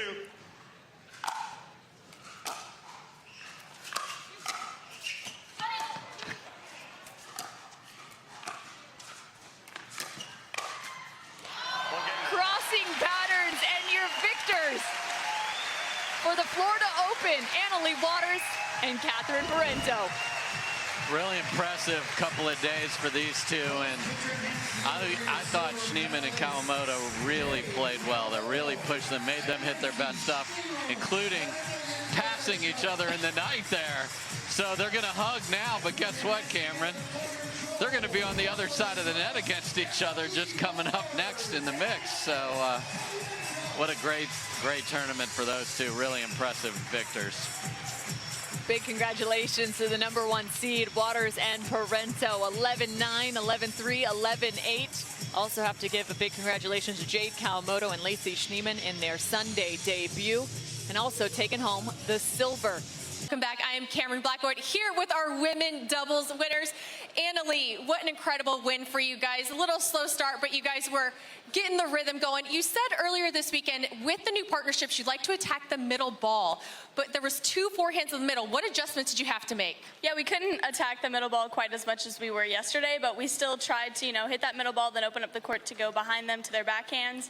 But they played amazing. They played really well. They had some great wins to get here, so congratulations to you guys, and I enjoyed playing with Catherine today. And Catherine, you and Annalie played straight up most of the weekend, almost every single point, but today you really picked your moments when you wanted to switch, stay, or stack. What was the decision going on there? Yeah, I mean, it just depended, if we were stuck on, I believe we were stuck on 4-2 for a while in the second game, and we couldn't get a point, so we were like, okay, let's try something else, and we just kept going, back and forth, and see what was working best at that moment. But congrats to them, they played amazing, and we hope to see them in another finals. That would be awesome. And Annalie is just a beast next to me. I love playing with her, so yeah, it was a great weekend for us. Well, just like Ben Johns, Catherine, you have a chance at Triple Crown today, so we'll get you up court. Jeff, we're going to bring you on here to present the trophy from Red Clay Hot Sauce. Thanks, Cameron. Great playing, ladies. It was a joy to watch. And on behalf of Red Clay Hot Sauce and the PPA Tour, here's your championship trophy. Thank you. Congratulations, ladies. You guys do not want to go anywhere. We'll be right back. And there's the meeting of the minds between Ben Johns and Collin Johns, the brother duo that is so tough to beat. Game 1, 3 titles in 2023. Looking for a 4th now. The drive from Collin Johns gets us started. And you actually had a little conversation with Collin after his brother's singles championship match, because that man has a little black book. It's digital of all the scouting reports needed.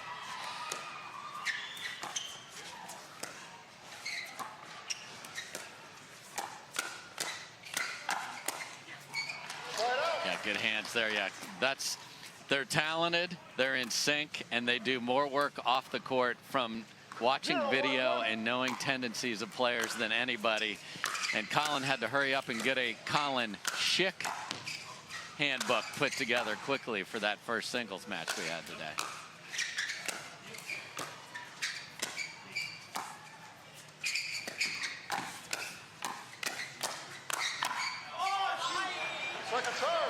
All smiles from Thomas Wilson and Julian Arnold, even though they lost the rally there. 2 collegiate tennis products. Thomas Wilson out of Purdue as well as UT.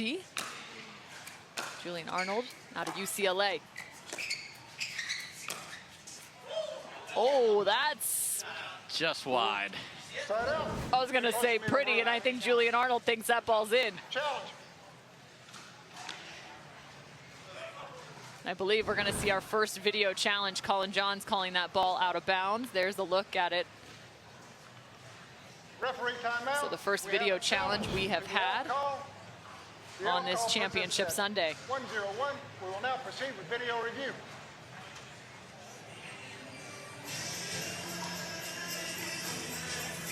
looking at it from the side there, I'd like to see that original behind the court view as well. If you're not looking just straight up the line, it's harder to see. In our quarterfinals, semifinals, and of course our championship matches. Tough to tell from that angle as well. Again, as a reminder, the call on court was out of bounds. Julian Arnold felt pretty confident this ball was in bounds. And had a good look at it. Here's a look. They can challenge the calls on the court. If they win the challenge, And from that angle, it looks like it's catching the line. We'll see if this gets overturned. I want to know though, how many of you out there saw the ball? We're playing this as our officials sort through. 1 versus 7 here for the men's doubles championship match. And you talked about we're going to Austin, Cameron. These boys are just going home. All 4 of them. Excited to play on their home soil. Julian Arnold, the most recent to hit the Austin soil. Alongside Lawrence Stratman, they made the move. The ball was in. Tennessee. The call is overturned. We will resume. The chest bump to celebrate as the call is overturned, ball inbounds. So a good video challenge for Julian Arnold and Thomas Wilson. 1-0, 1-1-2. I've never seen a video challenge celebrated quite like that. Especially on the second point of the match, like at 9 all in the 5th. Okay. That's too fun. Score is 1-1. Point. Oh, and okay, Collin's already pointing at the other side. We're a little spicy to start with here. 1-2-1. 1-1-1. Sorry. Score remains 1-1.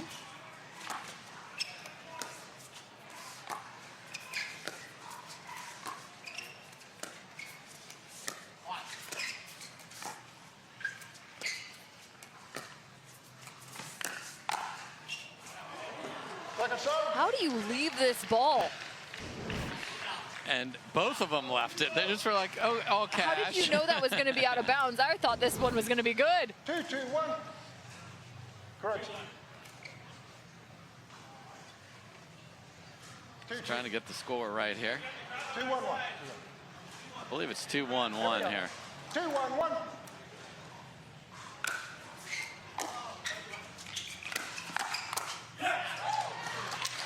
And a shot straight at Collin Johns, just at the left tip. So second serve, score is 2-1.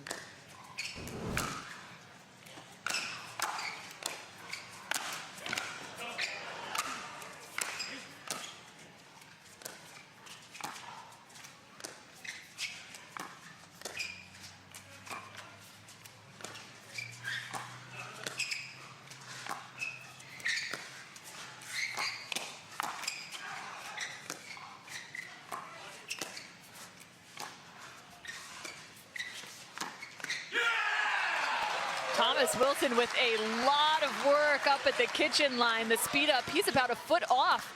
And a nice ball. Yeah, caught Ben just a little late, not expecting that ball to come straight ahead right down that tee.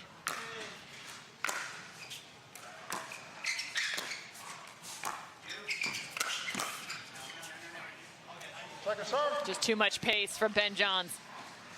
Yeah, it'll be interesting to see how Arnold and Wilson deal with this. They're going to play straight up, meaning when they're on the odd, it'll be Thomas Wilson on the left. See if they feel one or the other is a better choice.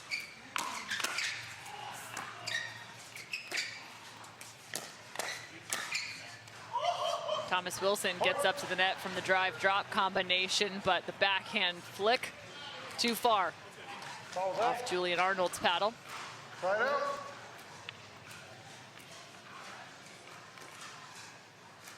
Two, 1-1.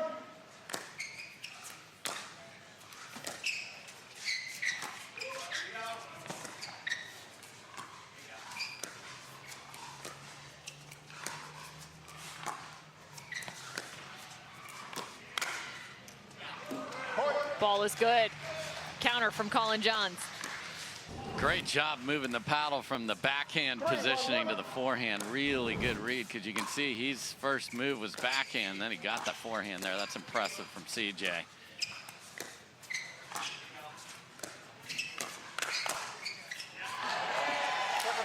Julian Arnold with the right paddle position.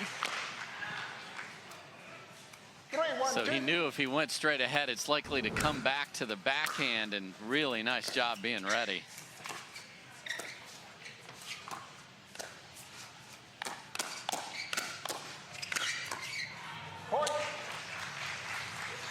Right now they're looking for the heads-up battle between Thomas Wilson and Collin Johns. Yeah, Collin is doing a great job of countering. Yes. 4-1-2.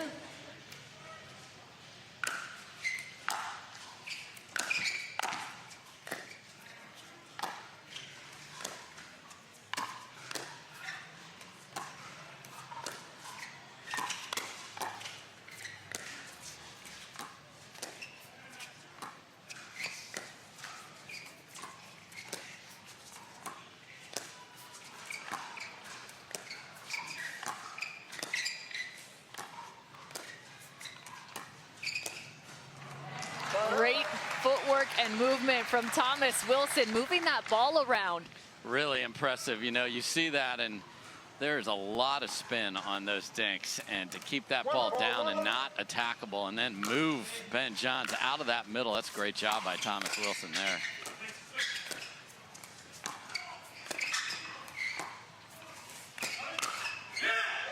Collin Johns looking for the speed up to Julian Arnold, who found himself on the other side of the net, or the other side of the court. And found himself in the middle of his own finger whack, so okay.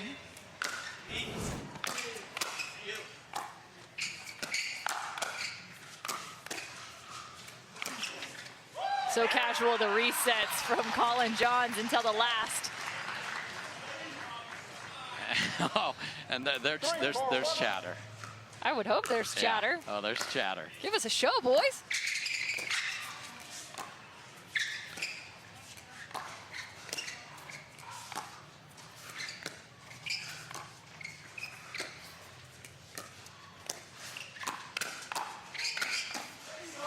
Also important to note, they are playing straight up on the side of Julian Arnold and Thomas Wilson, so you'll see each one play both the right and the left. 3-4-2. And you will not see that ever on the white clad Johns side of the court. So earning 2 back, side out for Johns and Johns here.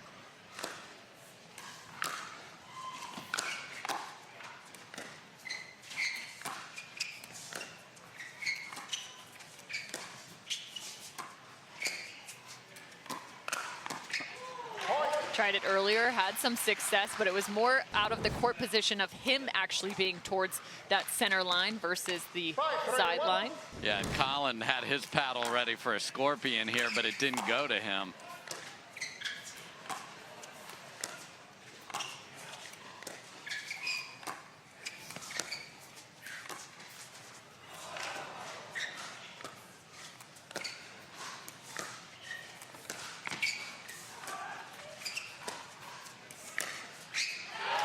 Julian Arnold again.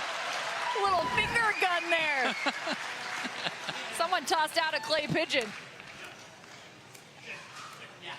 5-3-2.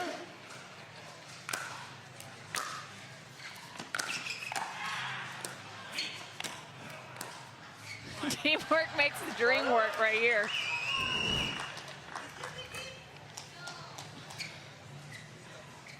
Three, 5-1.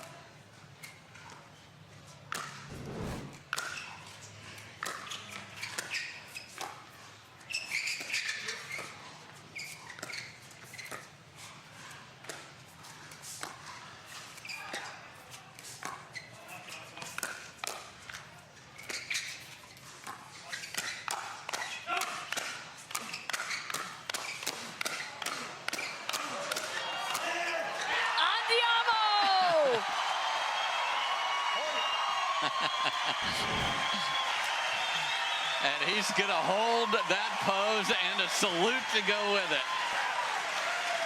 I'm not going to lie, it is fun to say.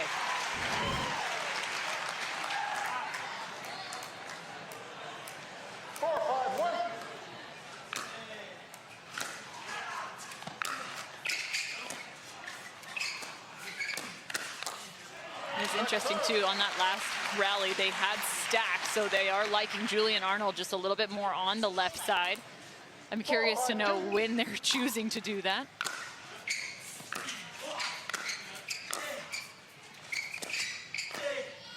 Side up.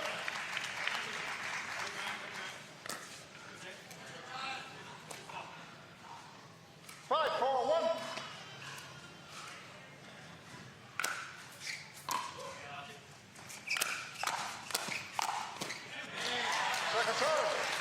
And that's just a absolute no-fly zone there, up high on the Thomas Wilson forehand. I mean, just absolutely clobbers that one.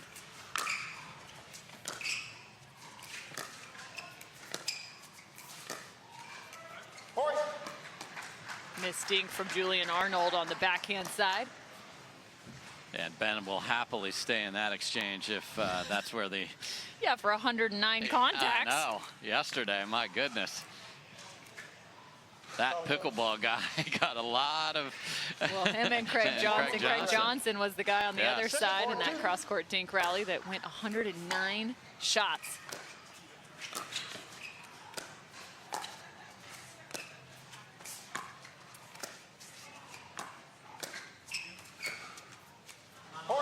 And a second missed dink for Julian.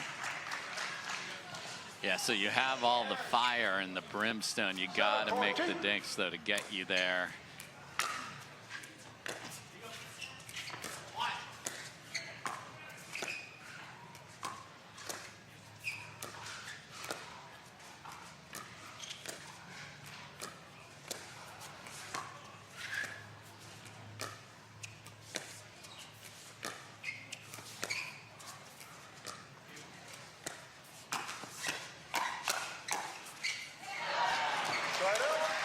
Left to right. Excuse me, Thomas Wilson, nice adjustment there in the hands battle. Yeah, I don't think that skimmed off the tape, the last one either. Just misfire from Ben. 4, 7, 1.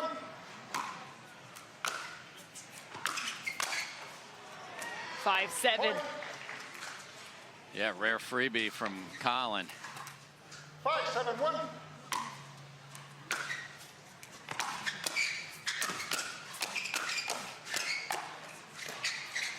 All attack mode for Arnold and Wilson. A good read from Julian Arnold off his partner's paddle. 6, 7, 1. Now Thomas Wilson getting involved in the chorus.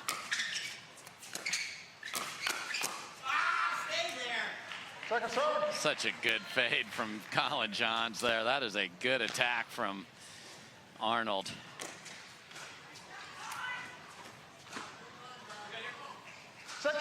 Down by 1 now. Arnold and Wilson.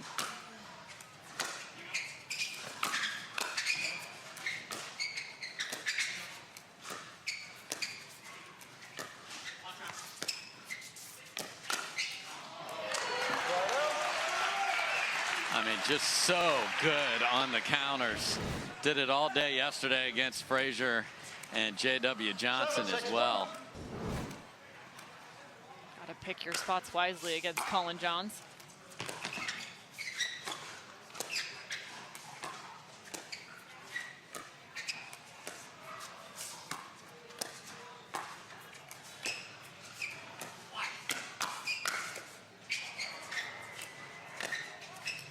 Lets the ball bounce and finger high, ball out of bounds. Too close, made overrule. Call stands. Point. 8, 6, 1.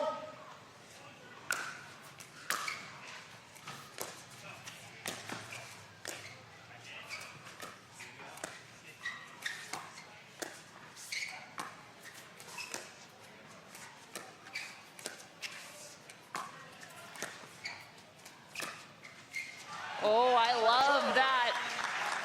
Finding some space after 2 great dinks on opposing sides. One to Ben, one to Collin. That's just outstanding from Julian Arnold, and you earned that by the ball before it. So that's a really good combination.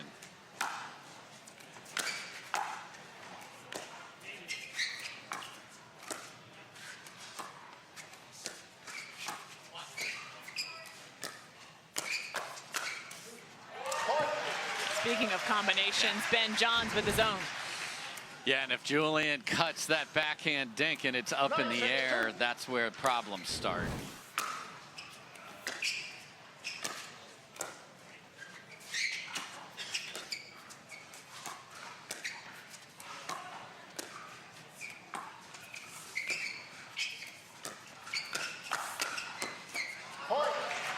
Ben Johns again. The roll on the backhand side. 10-6-2. No timeouts here.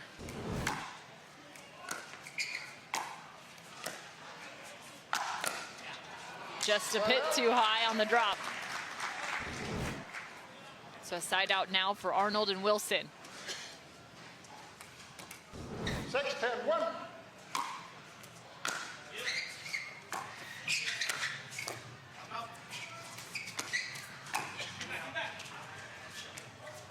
Second serve.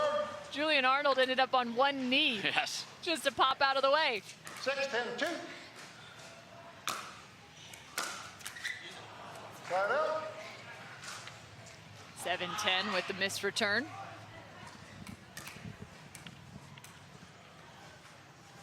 Seven, 10-2. Gonna keep Thomas Wilson on the left here.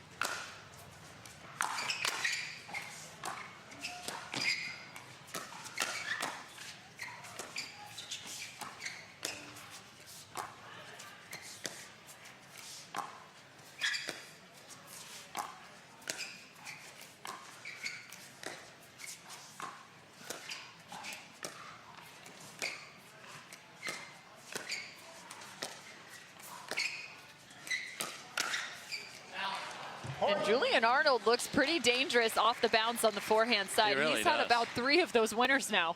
Yeah, got a little fortunate that Ben's reply came off the tape there, but still. And, you know, they've been very comfortable. They're just switching. Odds. Thomas is on the other side, even. They've Julian. only stacked a handful of times, maybe 2 or 3.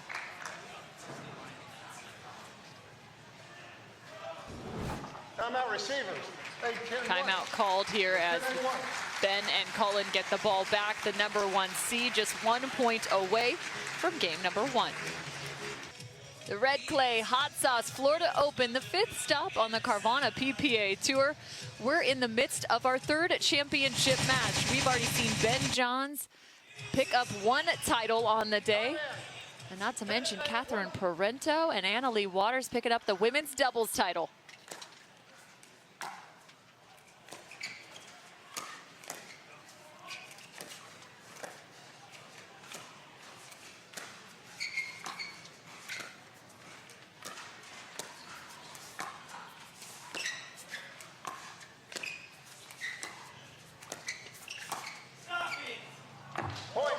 Thomas Wilson with a pretty aggressive shot right there. If that lands, that would have definitely ended up on the highlights for Thomas Wilson, but nonetheless, Ben Johns and Collin Johns pick up game number 1. We're playing best of 5, and they are 2 games away. Cameron Irwin alongside Dave Fleming to walk you through the Carvana Championship Sunday. Julian Arnold and Thomas Wilson currently challenging Ben and Collin Johns in the men's final. Game 2 starts now.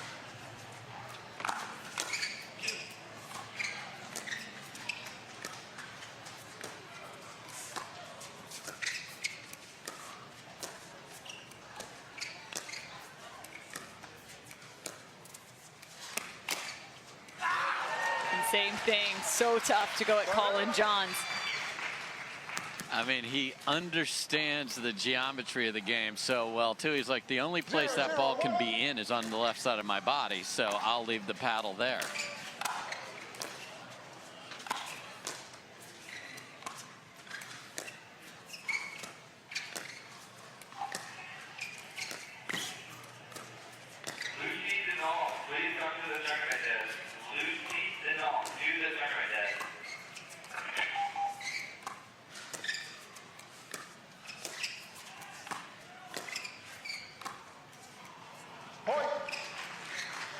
ball just on the kitchen line for Thomas Wilson.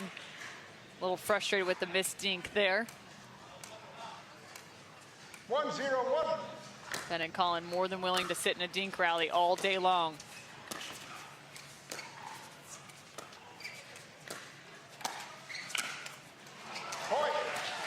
Yeah, bad luck there for Thomas Wilson. Had a ball he thought he could bring through the middle of the court, caught the tape, and then it's room service for Ben.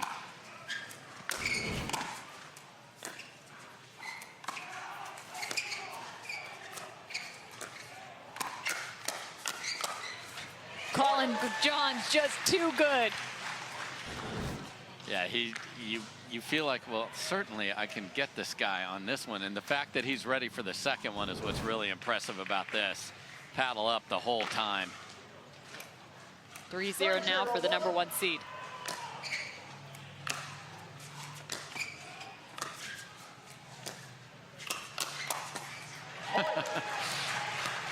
They just keep trying. No, I'm going to get the cheese out of the trap, I swear.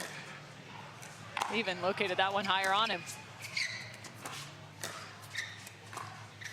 Switched out of it. Now Thomas is over there.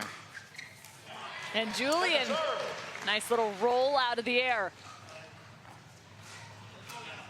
We talked about the last time these two teams met. We'll not forget that court out on the grandstand in Mesa, Arizona.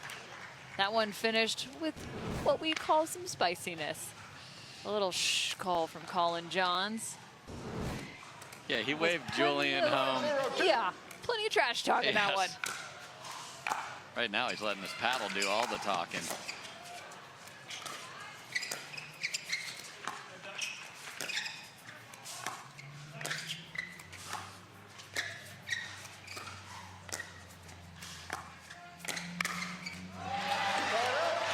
Julian Arnold, fleet of foot.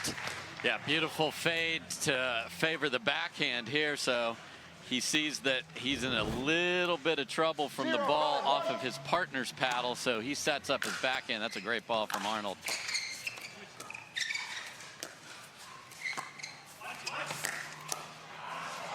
Collin Johns hits his ATPs with actual less pace than most of the other pros, but I feel like it's on purpose because they expect it so hard driven, and it ultimately ends up being a tougher ball to have to get back on the defense. Yeah, it really keeps it low as well, which makes it even harder because you're not getting pace and it's not coming up, so you have to give Lift more. the ball. Yes, correct. So even if his ATP isn't the winner, the next ball is.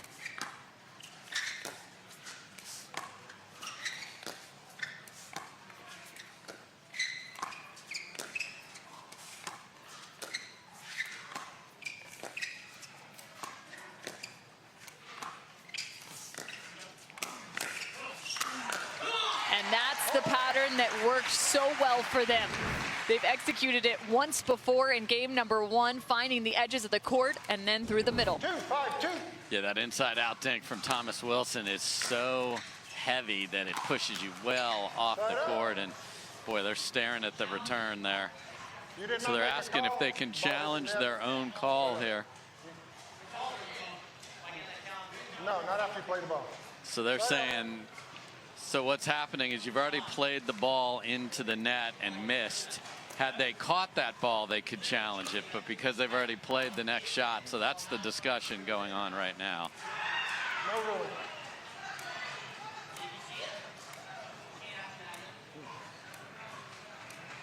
$5-0-1. So here we go. Correction. 5-0-2.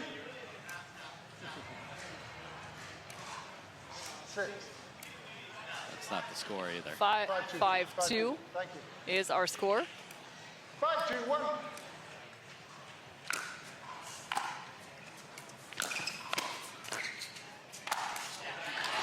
Some extra sauce on that one. Julian's looking at his partner going, "You good, bro?" Yeah, like, and sometimes when you have that little discussion, we'll call it, with the referee, you can have a rough point. So it's nice for Arnold and Wilson to get a sitter.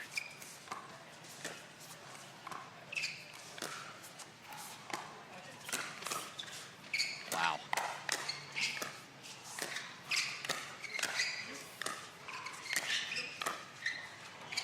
Ben Johns showing just how well he can locate that roll on the backhand side. 2 different spots hit. Yeah, Arnold made an unbelievable recovery on a ball down the line, and the ball's behind him, and he got it back in the court.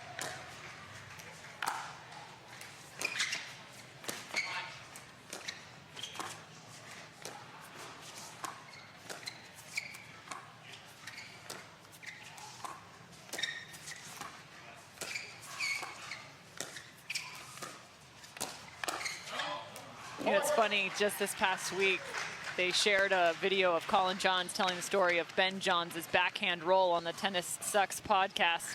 And it was hilarious. It involves a ping pong table and a bookcase. And that's how that backhand roll of Ben Johns came to be. I definitely suggest checking it out. Point. Timeout receivers, 8-2-2. So at 8-2, a timeout called, with Thomas Wilson and Julian Arnold down by 6. Need to sort through a few things to face off against this #1 seed in Game 2 action. Julian Arnold playing with the volare in his hand, a creation of his own making. Yes. Has a stake in the fine company.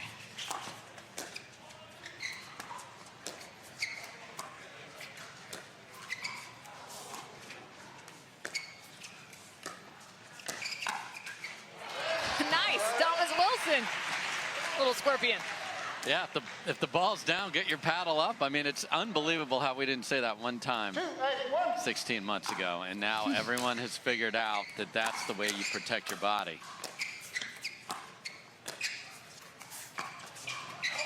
No, you make a great point. This game just continues to develop in ways that we can't even imagine. No. Even just in the men's singles was a great example of someone using the drop volley substantially more than in the past.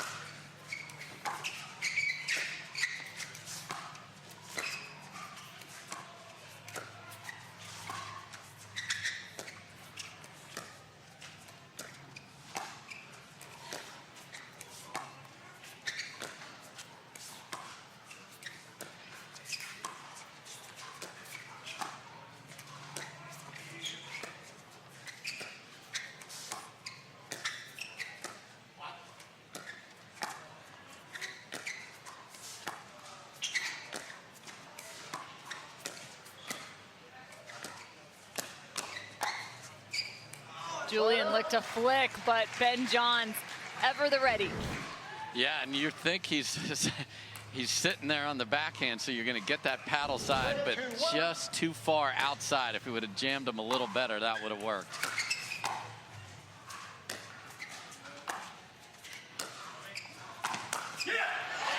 Ernie from Thomas Wilson.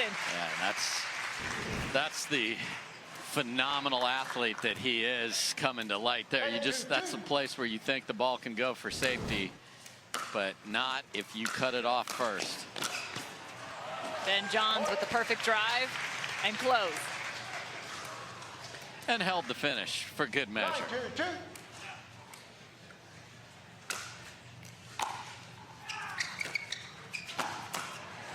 Thomas Wilson with an additional. Fans are liking that. Yeah, I mean, take one shot out of that arsenal of theirs. It's a great job by Thomas Wilson.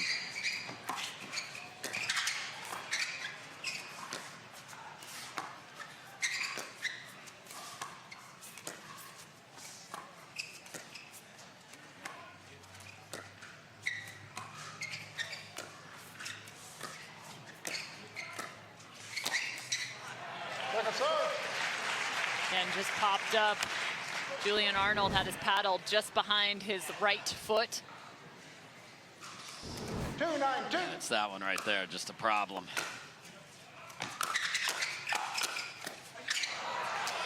Looking for the shake and bake here.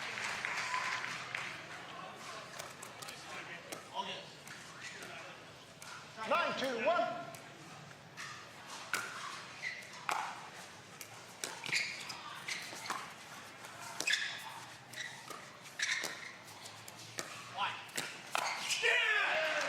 Thomas Wilson stretched on the backhand side, still able to pull that back to the line. Saw that same shot from his partner earlier in this game.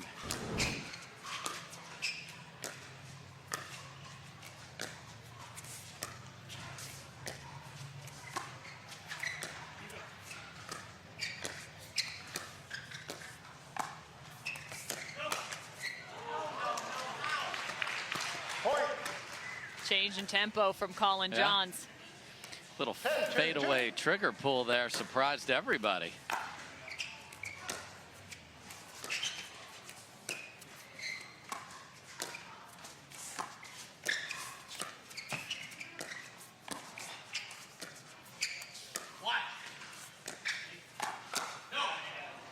Different location for Thomas Wilson. Yeah, that's a smart ball. Let's show him one side and then flick it the other side the next time. Caught Ben Johns off guard.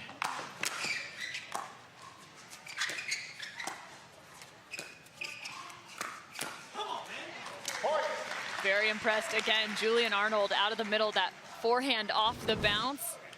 Locating that well, keeping it low to the net.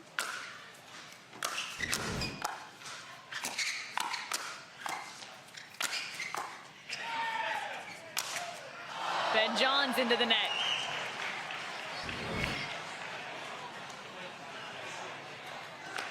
Got away with one here. 4-10-1.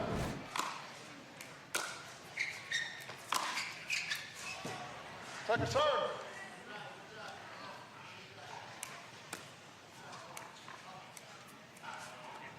4-10-2.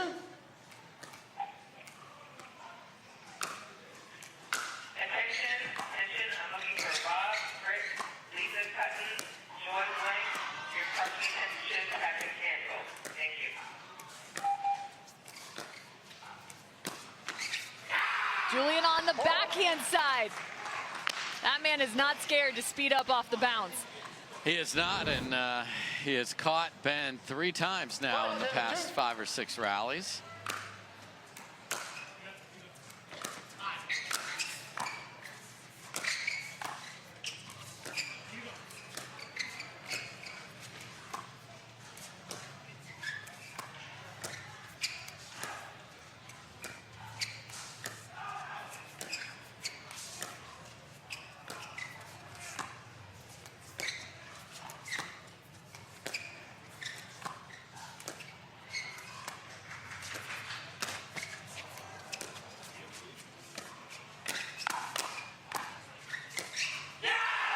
That's a big point right there for the 7 seed. They are looking to Collin Johns' left foot a lot more right now. It's neutralizing them. They're not finding any offense in that position. Very smart. It's tedious, but you have to have the discipline.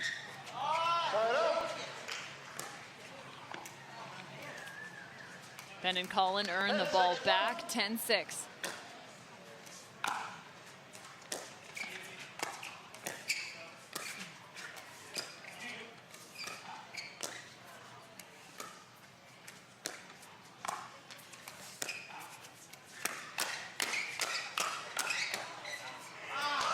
Trying to go 1 for 1 with Ben Johns.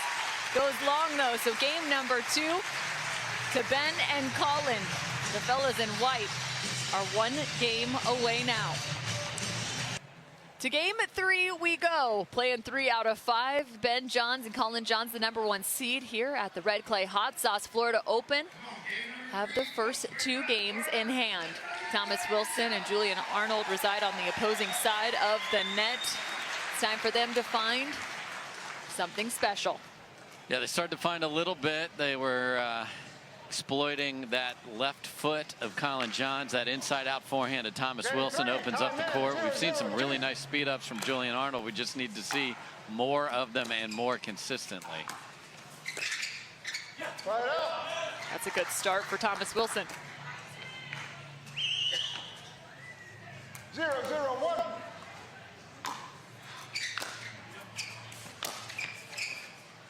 Second serve. Off the back foot of Julian Arnold, out of bounds. Yeah, and this is, you know, you You can't worry about winning 3 games when you need to just get the first one here. But the fundamentals, again, just make those thirds. Give yourself more opportunities. Somehow Collin still snags this. I don't even know how that's possible. He just covered his eyes. He said yes. that was blind. Swinging at the air and came up with one. Wow.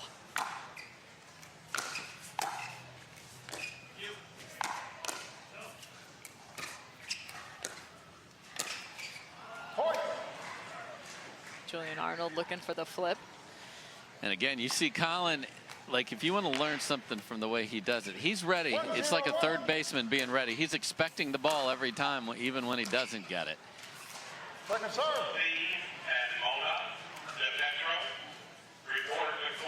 1-0-2.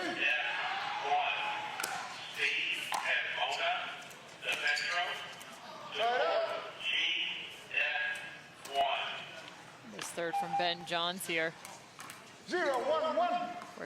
Looking at his Perseus paddle. He's got that thing all sorts of weighted on the edges. Yep.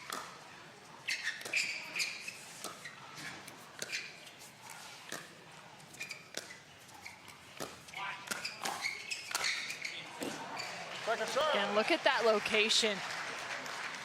Just wild. One thing to get that ball up the line, but also down in that downward trajectory at the right hip of Thomas Wilson.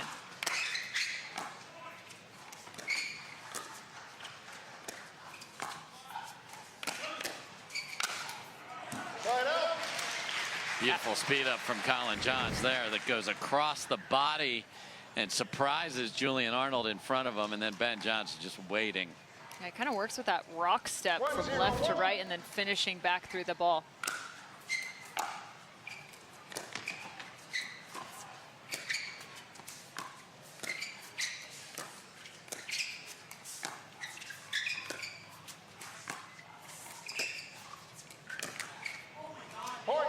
Trying to get Collin pushed out wide and find the middle.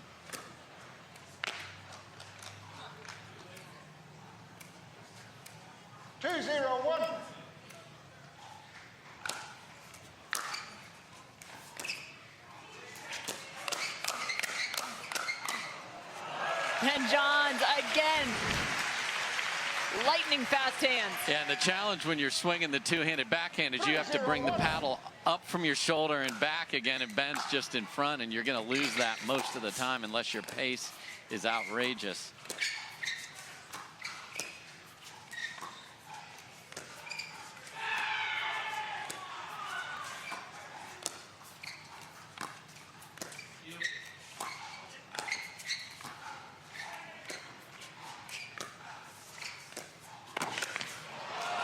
Wilson, the Ernie and body bag. Yeah, that's a really nice read again by him of where is Collin's paddle here. He sees and you got to wait till the head goes down to jump too, or else Collin will see it and push it into the middle of the court. Smart read by Thomas there.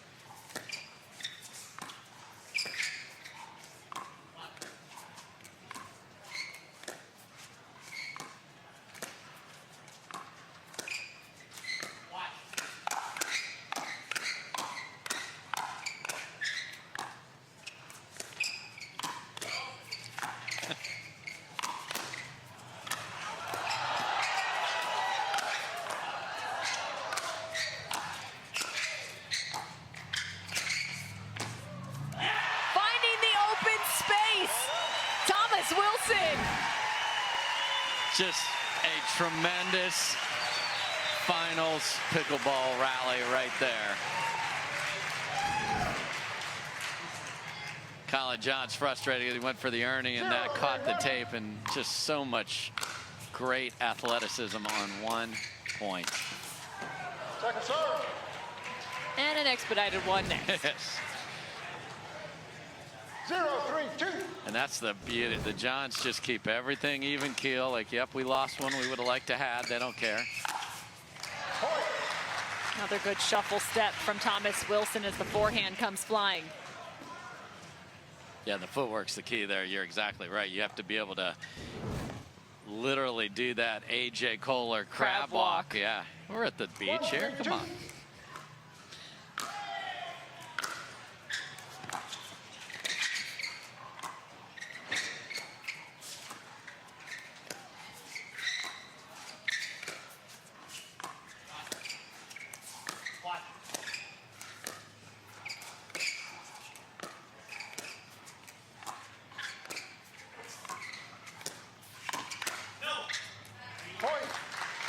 They're really starting to get on Collin Johns just enough right here in game number 3.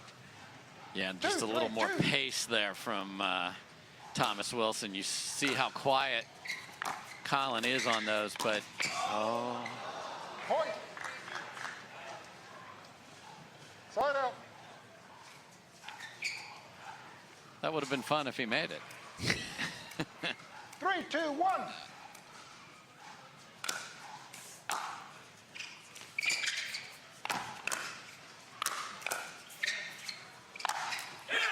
Thomas Wilson's playing more in the green. I love that. I don't even know what we call that.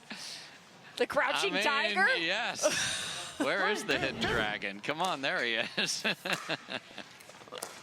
That's amazing.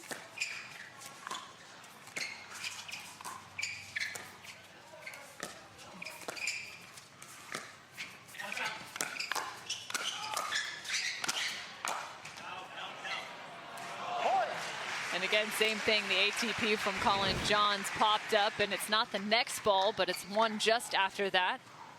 Yeah, but you get the full retreat out of it. Yeah.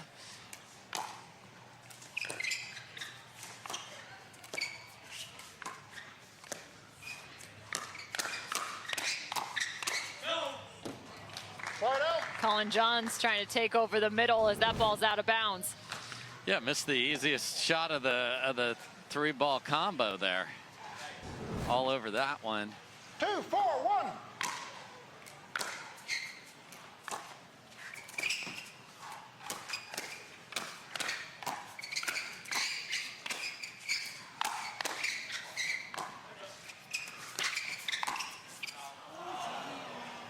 Again, Thomas Wilson getting really aggressive on that corner.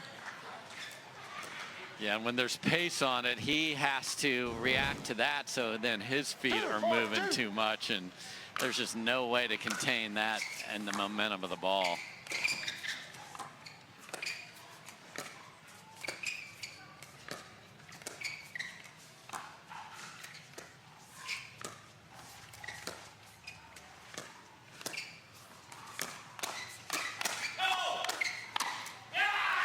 They're putting all the pressure on Collin Johns right now and just forcing the dink until they can find the speed up. Yeah, so Julian is speeding that up cross court, and you saw that while on it, Collin's paddle's behind him, so that is not going to be an aggressive counter, whereas when he's straight up, he's been countering down.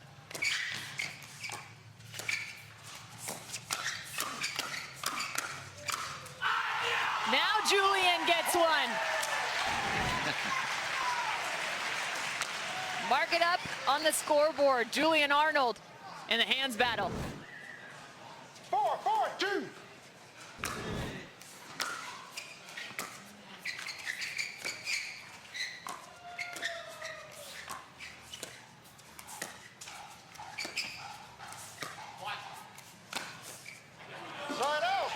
When you start to see that rock step from Collin Johns, you better get ready.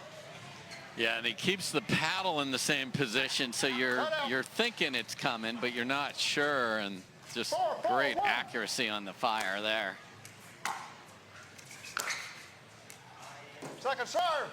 Hands on hips for Collin Johns.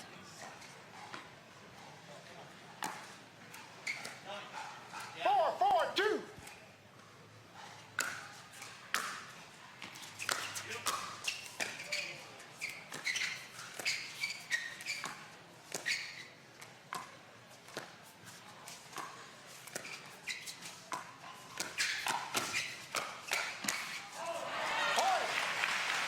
Kind of kept Ben a little bit quieter here in game 3. He hasn't seen as many opportunities, maybe in a hands battle or two, but here he gets a good look.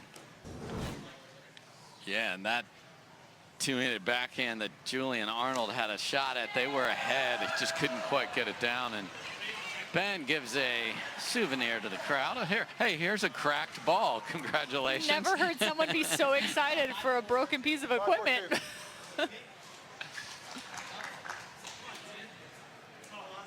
5-4 is your score. Ben and Collin up 2-0 here in game 3.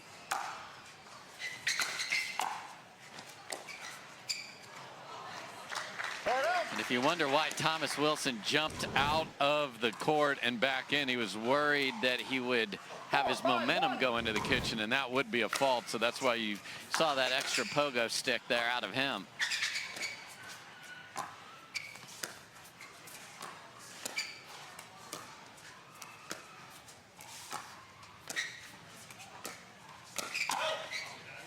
I was wondering if Ben was going to start to take more of those just off the left foot of Collin Johns.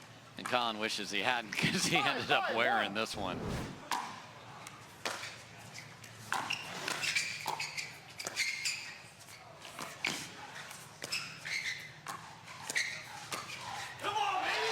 And that's why they're able to work so much around the corner for Thomas Wilson. You have to be weary of the Julian Arnold forehand for this exact reason. Yep. Yeah, much better patterns here. Second serve. But again, they've been able to get that one or two and then have that's a forehand that these guys actually end up winning points off of, and they spray it deep.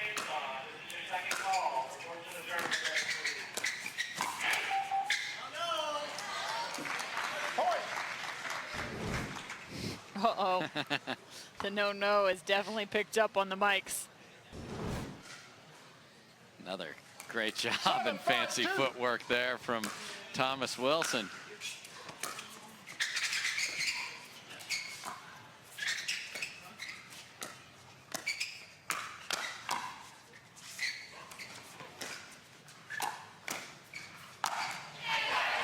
And again, night-night ball, says Julian Arnold.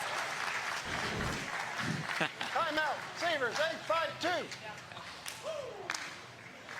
At 8-5, I'm sorry, that was hilarious. I like the little reaction there from Julian Arnold.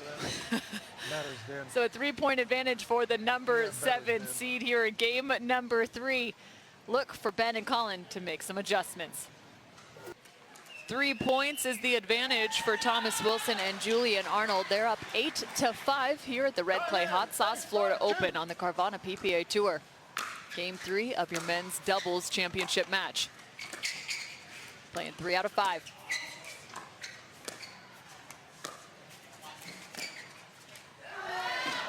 Ball is good. Yeah, Thomas Wilson stared it down and then just like, yep, flat hand means in. 5-8-1. Pretty good shot coming out of a timeout right there.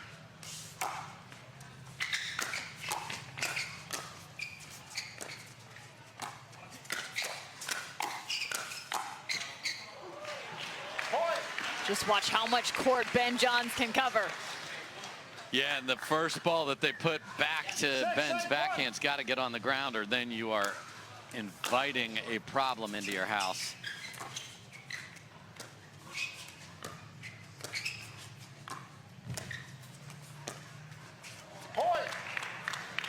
Not enough on that from Julian Arnold. We've seen so many of those dinks try and go to the left foot of Collin Johns here in game number 3. Be curious to see if Ben Johns starts to take an extra half step.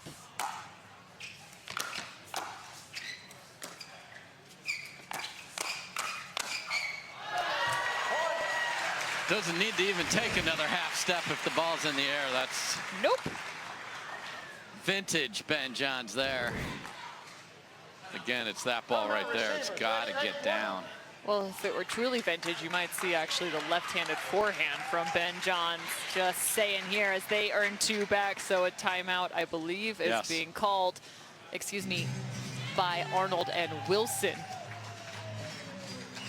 Yeah, the rare timeout sighting by the Johns brothers there. Get the ball right back, and now it's 8 apiece. So we're tied. Arnold and Wilson, you love it. If you call timeout, make a little run, and then make the team that was just up call timeout. Like, that's nirvana from a strategic perspective. And, you know, when this has been working for Arnold and Wilson is ball on the ground wide, and then just funnel it to that Collin Johns left foot, inside out, get Ben out of there, and then fire away, especially cross court. Got to get back to that, and got to get back to it right now. Can't have any breakdowns at the kitchen line here. Oh, Collin Johns moving his feet awfully quickly. These 4 athletes ready to go back out on the court. in game 3. Yes, one of these athletes has one more match to play as well. 3 of them do not.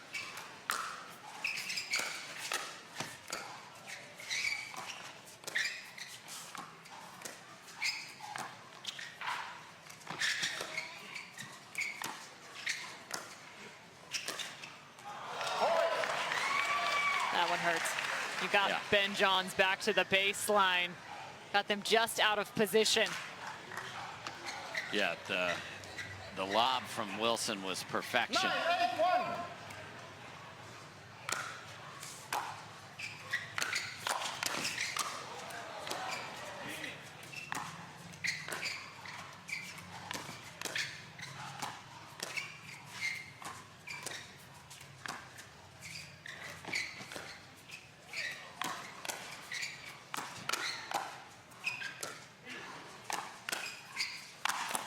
The staggered stands from Ben and Collin after the second lob we've seen.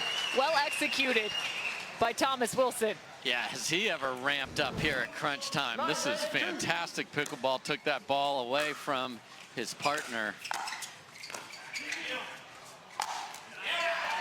And again, just demolishing that overhead. He's got one of the liveliest arms on tour, and that is spanked. And spanked with angle. 9-9. And then an absolute gift. 9-9-1. A 4-point run for Ben and Collin.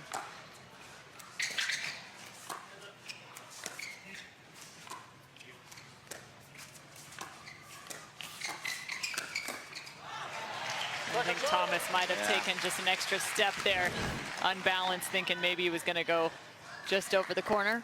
9-9-2.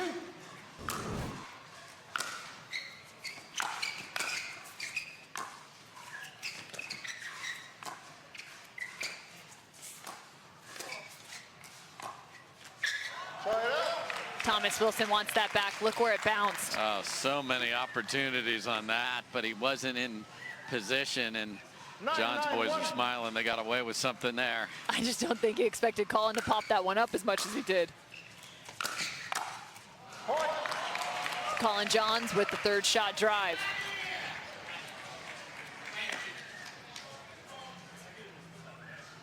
Ten 9. 9-9-1. Championship point.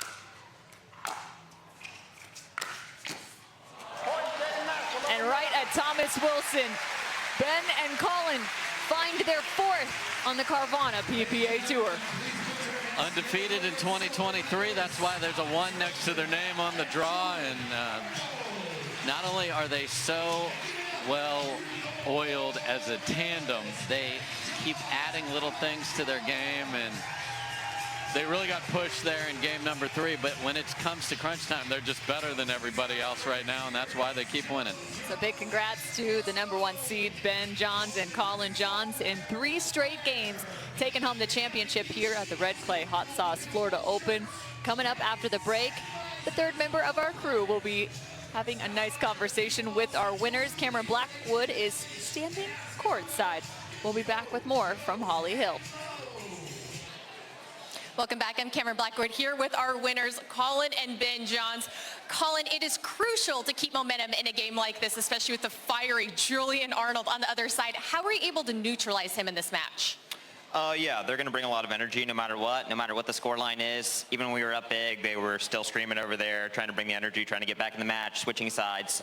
So definitely have to be aware of that and stick to the game plan. And Ben, we talked earlier this weekend about how panic is never a good thing. You and Collin very calm and controlled out there. It looked like that off speed, about 50-60% speed up, was working for you guys. Why?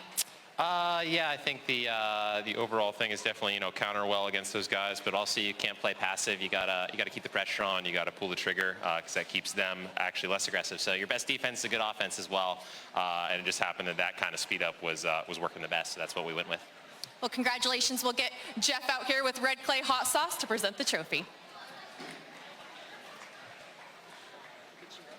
Thanks, Cameron. So, tremendous playing, guys. On behalf of Red Clay Hot Sauce and the PPA Tour, congrats on your championship.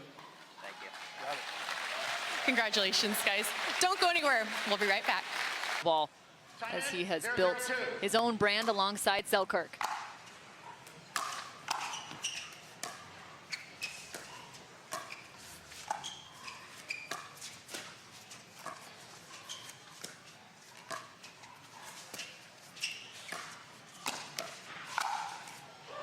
There's the two-hand backhand put away from Annalie Waters, just 16 years old, #1 player in the world for the women's side. And Ben Johns, #1 for the men.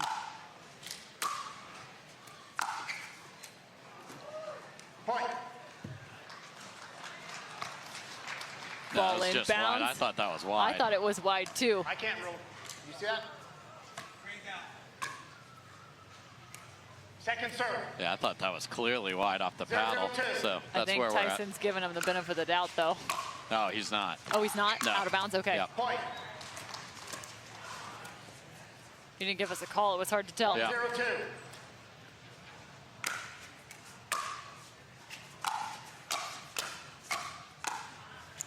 Side out.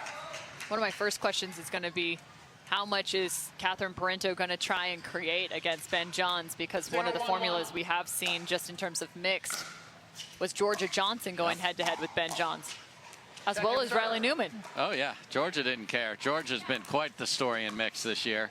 0-1-2. And Catherine will definitely pick her spots. What has been winning for Tyson and Catherine is just making balls, and then when they get their It's a different chance, team. yeah. So it's a different kind of formation here. 1-0-1. But when they get the opportunity, they will attack. But you have to hit so many precise winners against them, or they're going to keep throwing it back in the kitchen.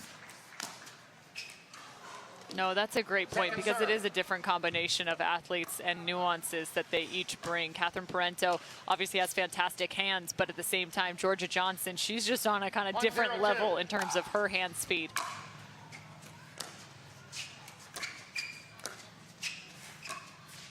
Point. Tyson McGuffin also known to just kind of grind out points, dink after dink 2-0-2. after dink.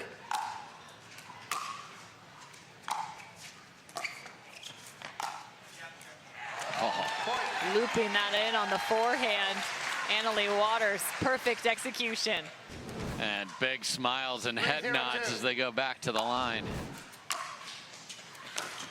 Side out.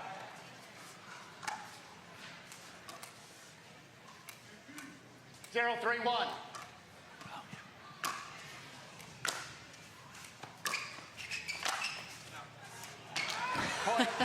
The flying star for Catherine. Yeah, that's what happens when you have a couple alphas out there. They both want that ball.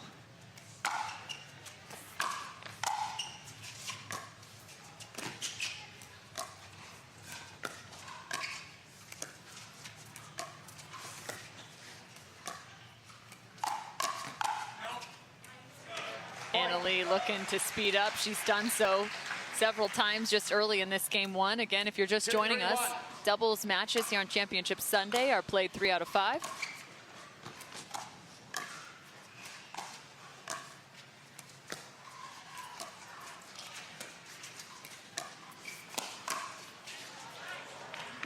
Second serve. Nearly pulled one out of his pocket. Yeah. Tyson McGuffin. And that's how precise the dinks have to be from Parenteau, or if it's up at all, Ben's going to sneak in there and put McGuffin in peril.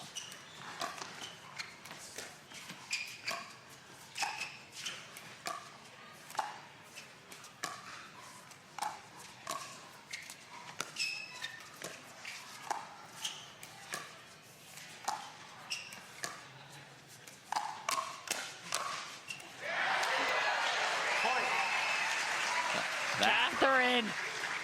That is a violent finish, and McGuffin's on to the speed ups now, so he got that down, and then Catherine just sitting there on the two-handed backhand.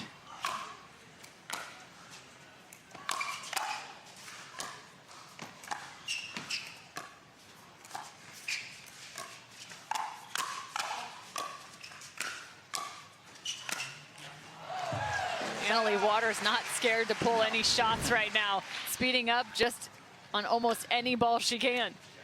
Yeah, even inside out on the forehand there. Which usually take pace off the ball, but kept them in a decent position.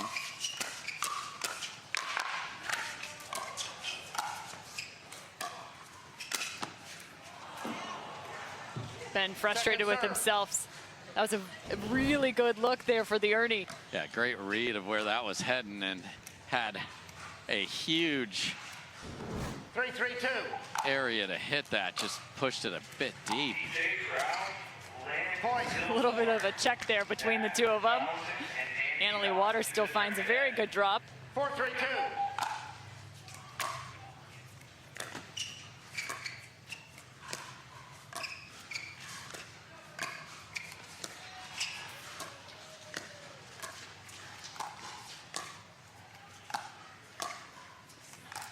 Point. Catherine just keeping that elbow inside her midline there, pushing that ball wide of the court. 5-3-2. And that's what the presence of Ben Johns does. It makes you be even a little more precise than you need to be. Side out. So keep him honest. Nice job by Parenteau. Go up the line. 3-5-1.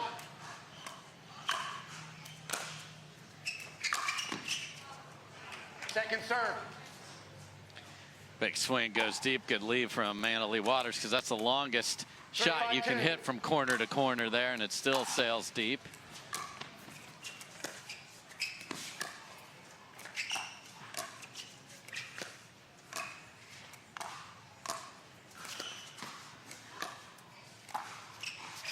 Point. And again, they'll just sit in these dink rallies a little bit more frequently, which is why I think you're starting to see Annalie and Ben Johns taking a lot of the first shots.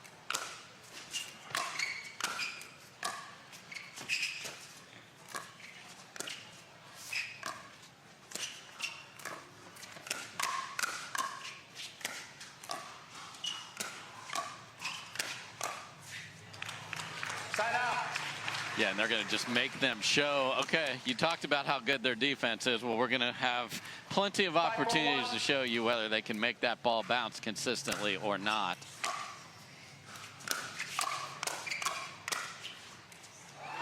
Dips the shoulder out of the way, and it lands. Yeah, and the one before that was going to hit well out, so 6-4-1. tough break there for McGuffin.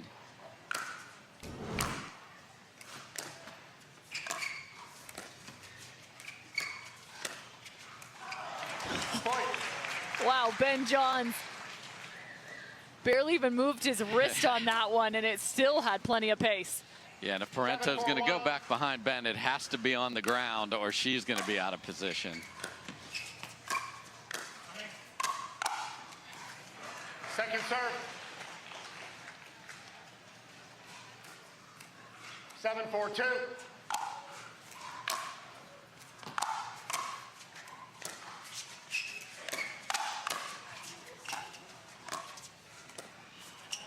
Side out. Annalie Waters was loaded with that forehand, and that's the second missed dink we've seen now on the backhand side from Ben Johns up the line. Yeah, great bail out of her partner, 4-7-1. Catherine Parenteau there.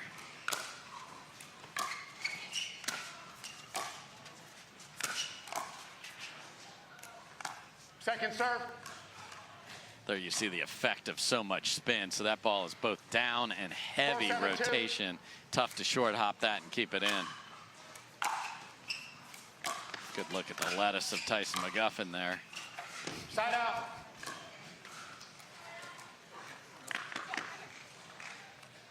Seven, 4-1.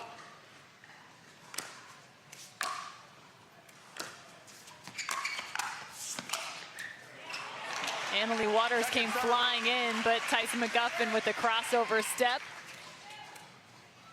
7-4-2.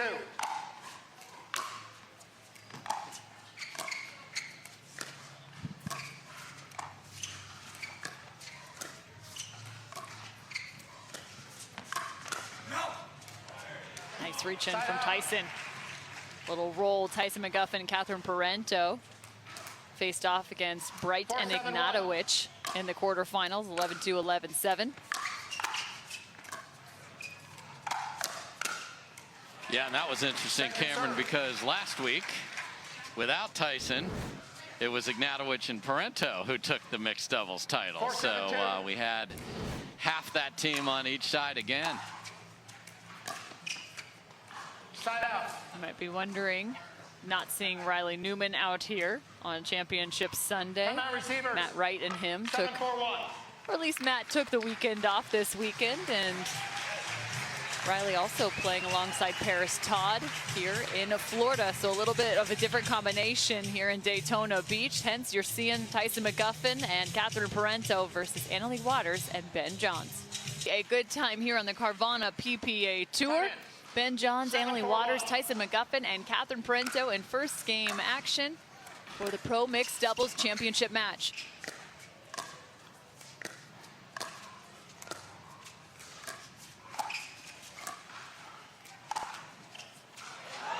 Some help from the net. And again, Annalie Waters on that forehand side. Nice job on the roll. Get that ball off the bounce. 8-4-1. She's been firing consistently all day, so Yeah. up 8-4, now even taking balls from Ben in the middle. Oh my. Point. Ben Johns' expression here. We saw Annalie Waters make one similar to that in the women's match, and now Ben has matched it.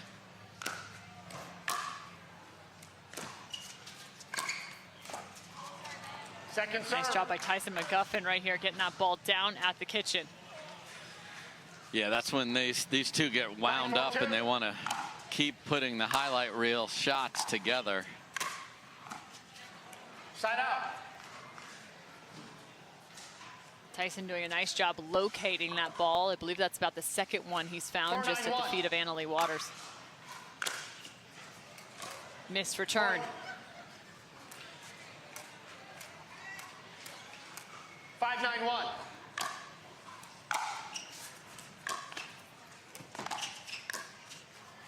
Second serve. A little sloppy right now, Cameron. I think Annalie's just taking a little extra pace off that ball. I think Tyson probably expecting it to come quicker. Side out. And there's that inside out where he just gets you off balance. 9-5-1.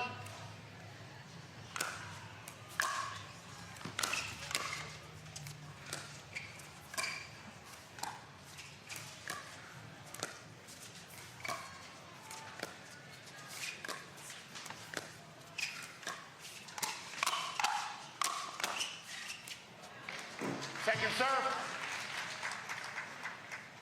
And a second serve now after an elongated point. 9-5-2. Score remains 9-5. And again, Annalie looking to poach.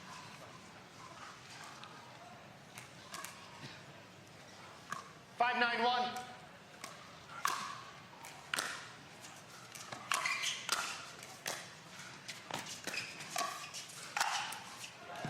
Catherine getting stuck in an upward paddle position. Yeah, she is so balletic on the court that she's rarely not able to get the paddle where she wants it. That time she got all jammed up. Side out. A lot of balls at people's feet here over the last several rallies. That's where you want to put it. 9-5-1.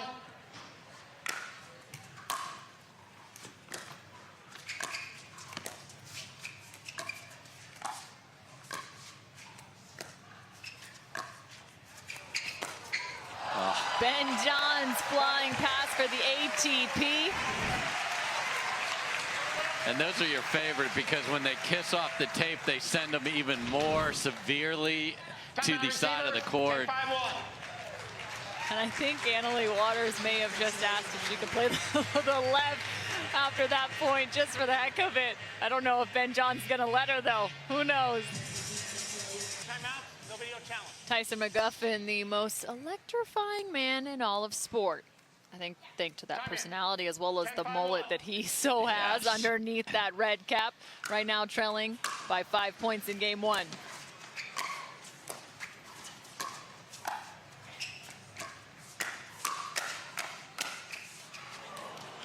Second serve. This is Ben Johns' last final here on this championship Sunday. 10-5-2. Point. Having already picked up 2, as well as a game number 1 in the mixed doubles final. And I love that shot selection there when someone is unwinding the stack and they're in a hurry to run across the court. They think it's coming to their backhand, so if you put it just to the forehand side, they'll overrun the ball. That's so smart from Ben Johns right there. Ben Johns looking for the triple crown here at the Florida Open. Game 1 to the number 1 seed, Annalie Waters and Ben Johns in this mixed doubles final at the Red Clay Hot Sauce Florida Open. Annalie Waters, 16-year-old, will get us started for game 2. Point. And a big swing from Catherine Parenteau. She was going for it. That is a heavy swing off of a third shot drive. You usually want to block that one.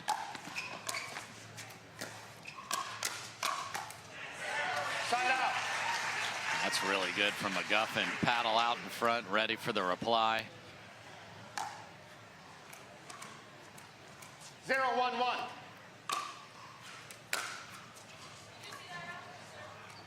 He returned it. There's no call. I think that serve caught the line. 1-1-1. So ball in. Catherine Parenteau with a point.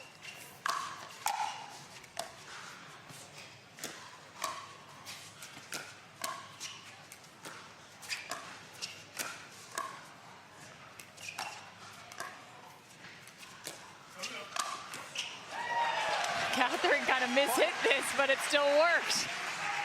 Yeah, and the rare lob from Ben Johns at the kitchen line, not usually part of his arsenal, but saw an opportunity there.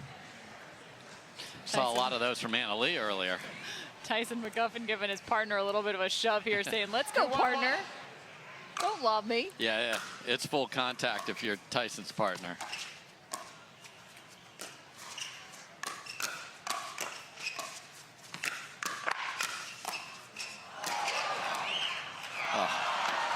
And you're not kidding. Tyson McGuffin, the former wrestler after that firefight. 2-1-2.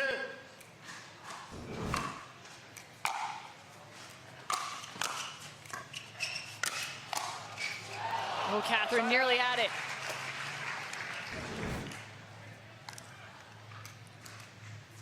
One, 2-1.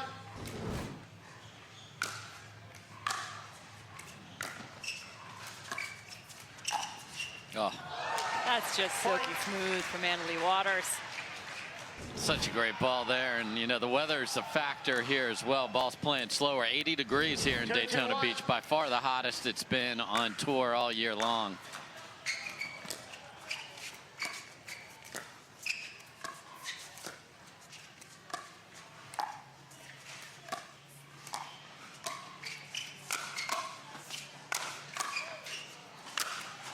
Defended 2 of the overheads from Ben Johns.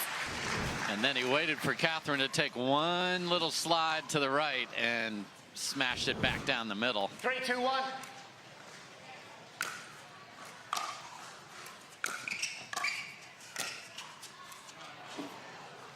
Got lucky this one went long. Yep. Yeah, the court being covered is a major factor here today. Not, you know, fully enclosed, but that sun beating on the players all day would have been a big difference.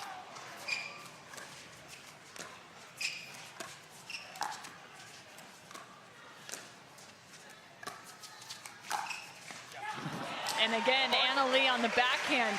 You usually see the inside-out forehand. Annalie Waters finding her backhand on that right side, working her feet to be able to find one of her best shots.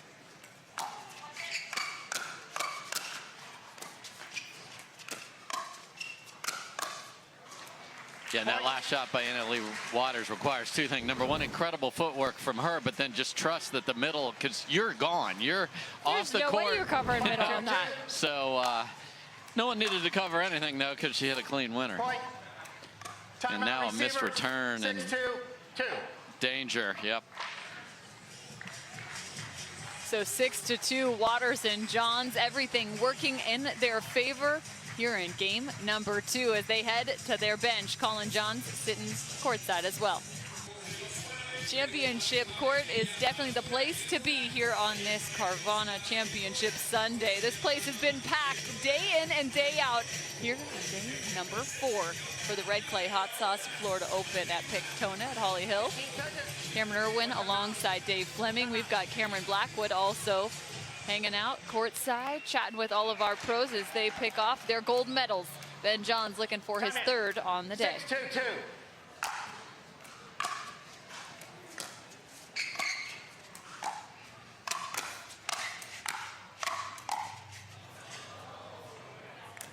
Side out. Yeah, the crowds have been epic here all weekend, and what you can't see from this, all the outside courts, people just milling around, packed all around those, obviously just on center today for the pros.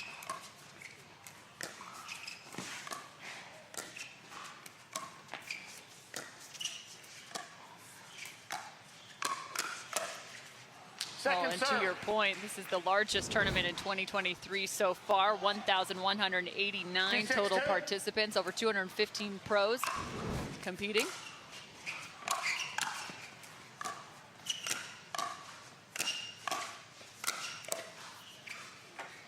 Side out.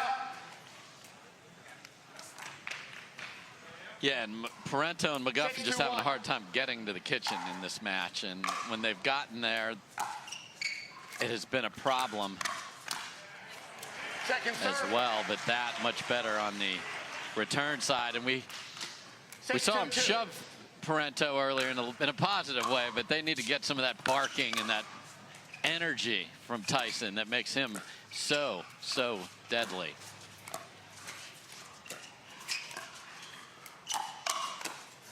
I think it's fun to watch some of these contacts from Tyson, just how fast he moves his feet and how quick he's able to stop his feet in the same regard, right on contact. Second serve. Here, missed volley. Swinging for that one. Yeah, seen a couple of big swings from these two on balls that were coming with some pace. That was close on the sideline.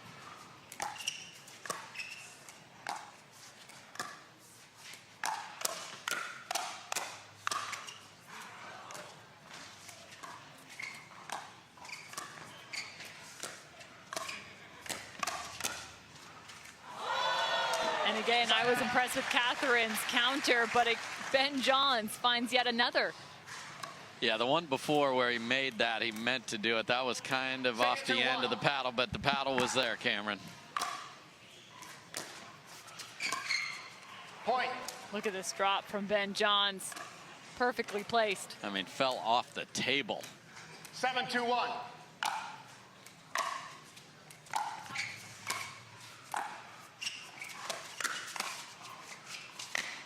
Oh, my. Did he do that on purpose? There is no way he did that on purpose. Off the end of the paddle. 8-2-1. Here's a look.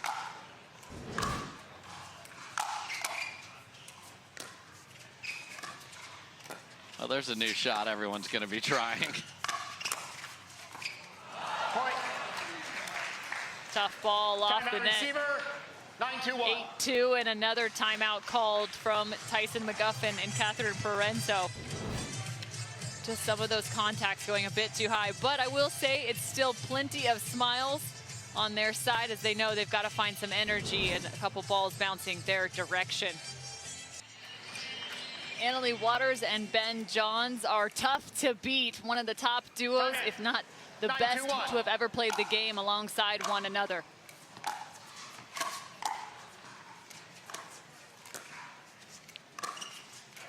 Catherine Parenteau with a quick little speed up.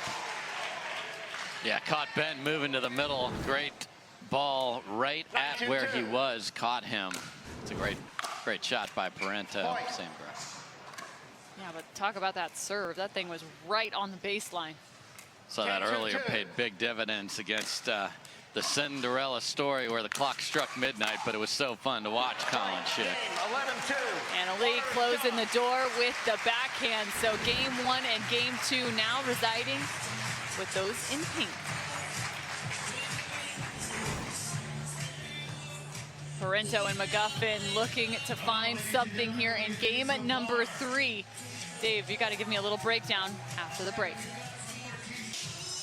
Tyson McGuffin and Catherine Parenteau ever at the ready at the baseline, trailing 0-2 to Annalie Waters and Ben Johns. Cameron Irwin alongside Dave Fleming. Cameron Blackwood down on the court.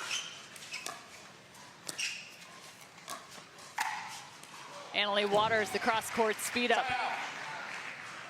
Yeah, and I think that just caught the line, so everything's working in their favor, Cameron. And I think what Catherine and Tyson have run into is a team that is playing loose.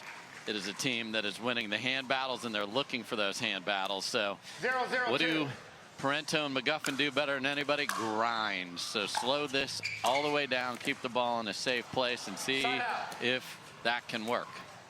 Easier said than done, I get it, because these two are firing on anything they think is even remotely attackable. Point.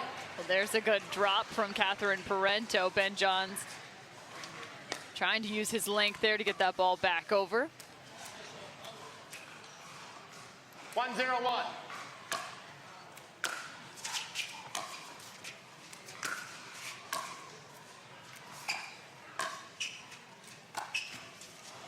Point. Annalie Waters trying to play with some of the pace there. 2-0-1.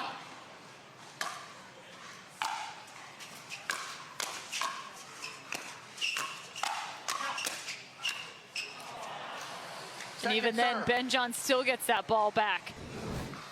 Yeah, but that was a great look for McGuffin to go up 3-0, and you're going to have to make the bunnies in this to be able to make this a 4 or 5 game match.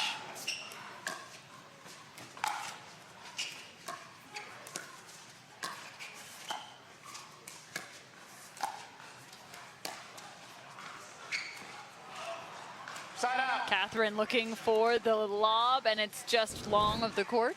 Yeah, I thought we were going to have a fight over who was going to get to retrieve that. They were both there.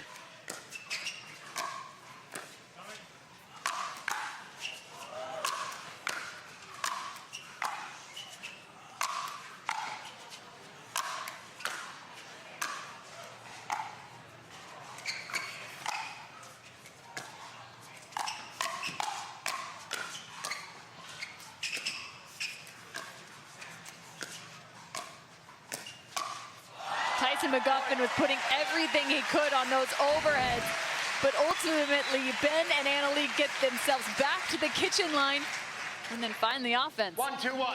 I mean, that's a disheartening point for those two, because they did everything they could and they end up losing the rally. That's beautiful from McGuffin. Second serve. 1-2-2.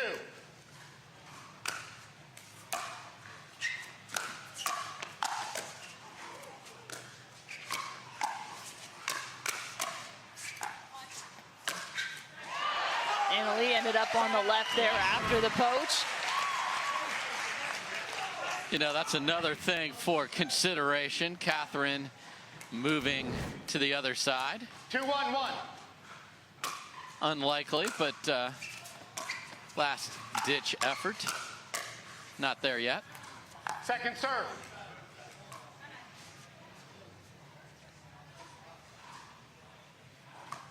Two, 1-2.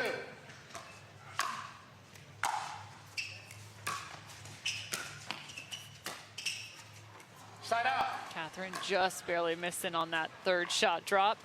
See those red Skechers on Tyson McGuffin's feet. 1-2-1. His own shoe is coming out from Skechers in April. Yeah, you got Team Skechers over there with Catherine as well. It's also starting a new clothing line as well. Be on the lookout for that. 2-2-1.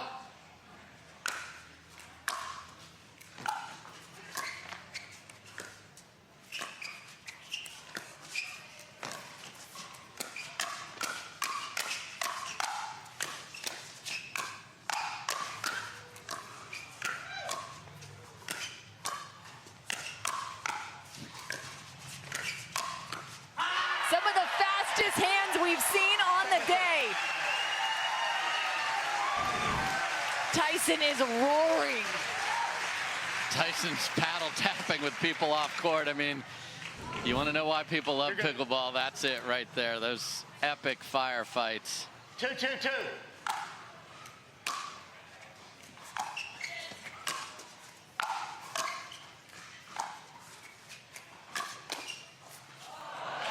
Point. Nearly a collision in the middle of that rally.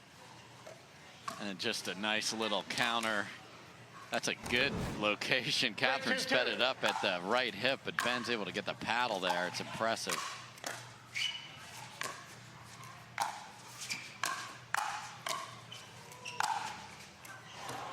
Side out. One really nice save from Annalie Waters in the middle of that, transitioning to the kitchen line. 2-3-1. And then she went for the fire, and the tape pushed that deep.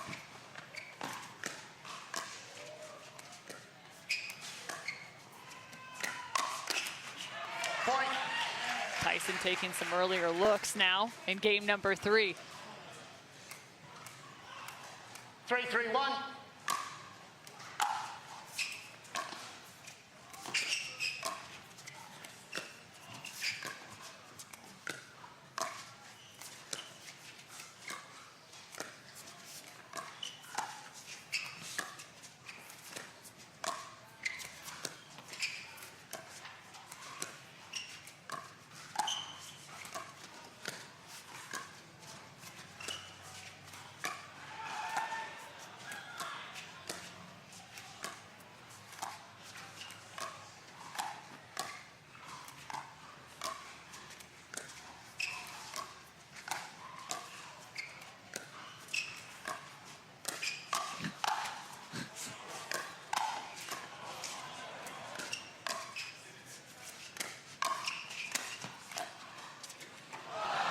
A new shot from Ben Johns in the middle of that rally.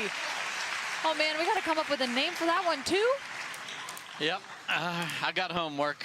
I got to see that again too. That was outrageous. Back of the paddle on the right side of his body in the middle of a dink battle. I'll be watching that one. 3-3 in game 3. 3-3-2. Everybody, check that out.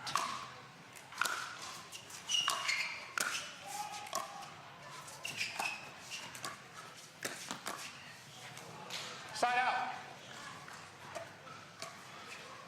And there's that narrow little alley when Parenteau's favoring the backhand on that side. Good job by Jansen.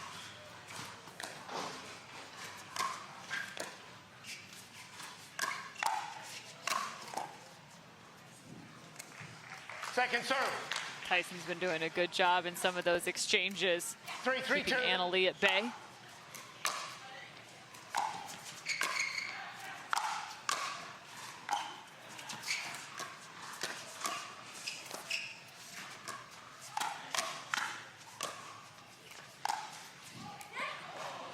Ball out of bounds again, Annalie. She's had a few successful on that forehand side, going line to line.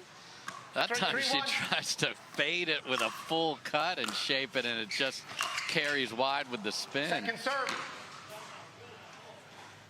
There are no extra points for degree of difficulty here, Cameron. 3-3-2.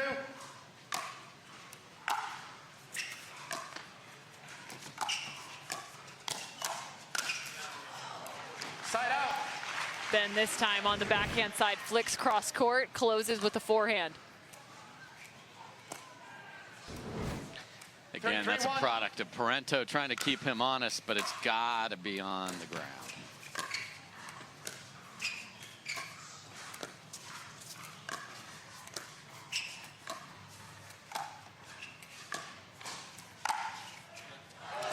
Annalie Waters choosing her spots yet again, finds the middle. Yeah, has really found a variety of attacks over there. Has gone down the line, pace, inside out down the line, now through the middle. And here's the switch I thought could happen. Second serve. Catherine Parenteau earns one. Probably will keep it 4-3-2. for at least this rally.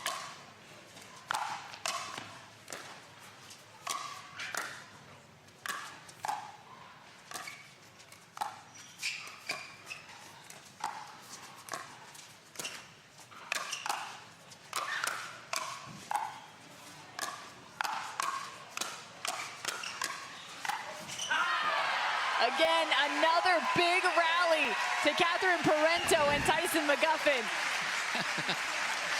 I mean, that's just fantastic again. Ben took the hardest ball I've ever seen hit at him and just volleyed it back in the middle of that. But that's just terrific from Parenteau and McGuffin, and they are going to stay in this formation. Why not after that rally? Second serve.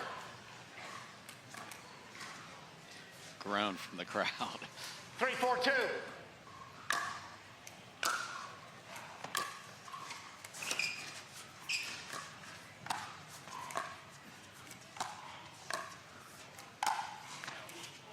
Interesting to see how the pattern might shift. Annalie Waters still looking for the same speed up through the middle there.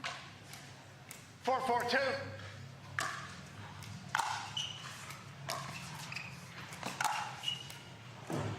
Point. Now to the far side, wide of the sideline.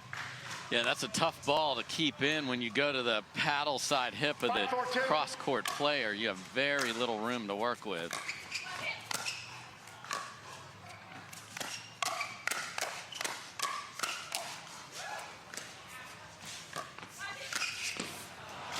Catherine frustrated, looking to drop that ball, but instead it was still on the rise and met Ben Johns. Yeah, and that was after she stared him down and had 3 good swings at him, and then had it back neutral. A recall. Recall the score. 4-5-1.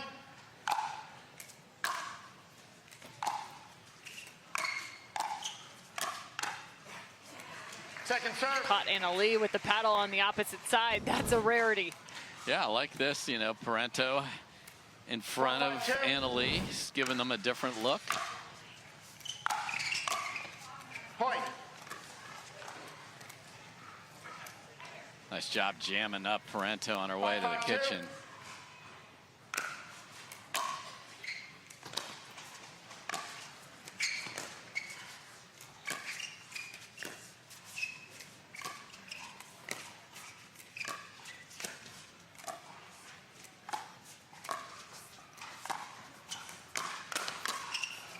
Point. Thought he could catch Ben right there as he shifted left. That would be a negative. No. Yes, ma'am. 6-5-2.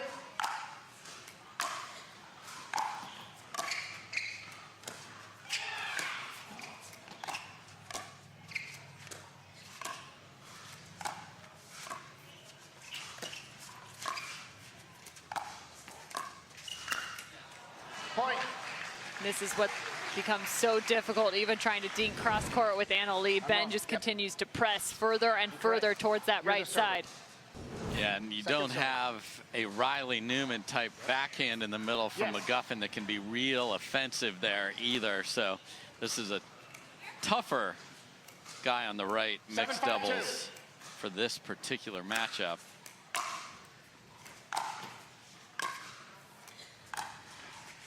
Side out.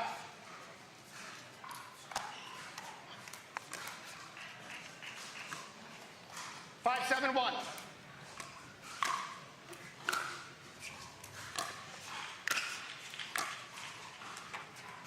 Second serve. Having a hard time with their thirds right now. Those have to just be absolutely perfect 5-7-2. against each one of these pros, and they know it.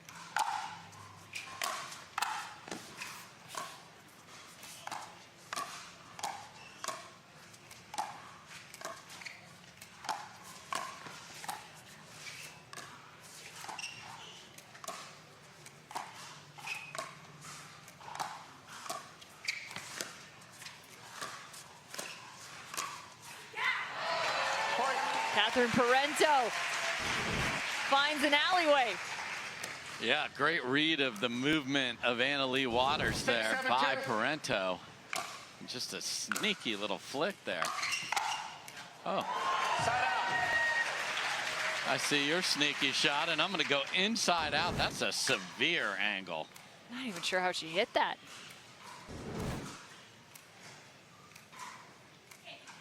Seven, 6-1.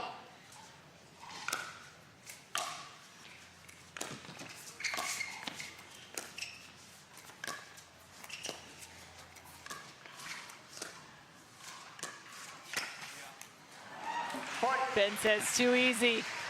That high dink pushed. Looked like they were playing back in the men's doubles match there. Exactly. Trying to find the left foot of Anna Leigh and then the middle as well.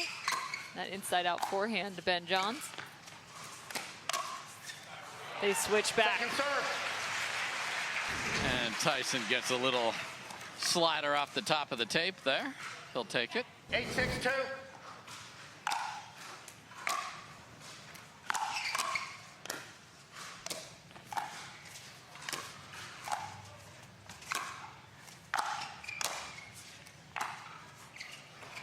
Side out. Anna Leigh found forehand after forehand after forehand. The backhands, what gave her a little bit of trouble. 6-8-1. Yeah, and I think she thought Johns was going to cut that last one off. Didn't happen. Second serve. Yeah, I'd like maybe they need to drive the third and drop the fifth because the third shot drops have been way 6-8-2. too high.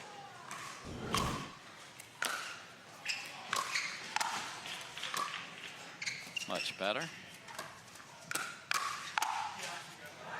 Oh, Catherine took a full swat, but so did Anna Leigh as she backed up a half step from the kitchen line.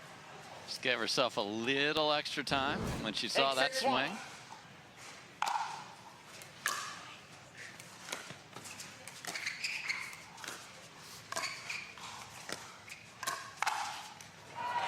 Same thing. Watch Anna Leigh Waters right here.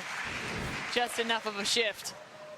Yeah, she clears Timeout that right receiver, shoulder out of the 9-6-1. way so that she can get the full rotation, and then is so good at getting on top of that ball with the two-handed backhand. 9-6 is going to force a timeout here in game number 3. Anna Leigh Waters and Ben Johns still up 2-0. One timeout. 6-9 for Catherine Parenteau and Tyson McGuffin versus Anna Leigh Waters and Ben Johns. Time in. Championship 9-6-1. match for mixed pro doubles here in the fifth stop, the Carvana PPA Tour. Point. Nice little step in from Ben Johns. Triple Crown point. 10-6-1. 10-6 here.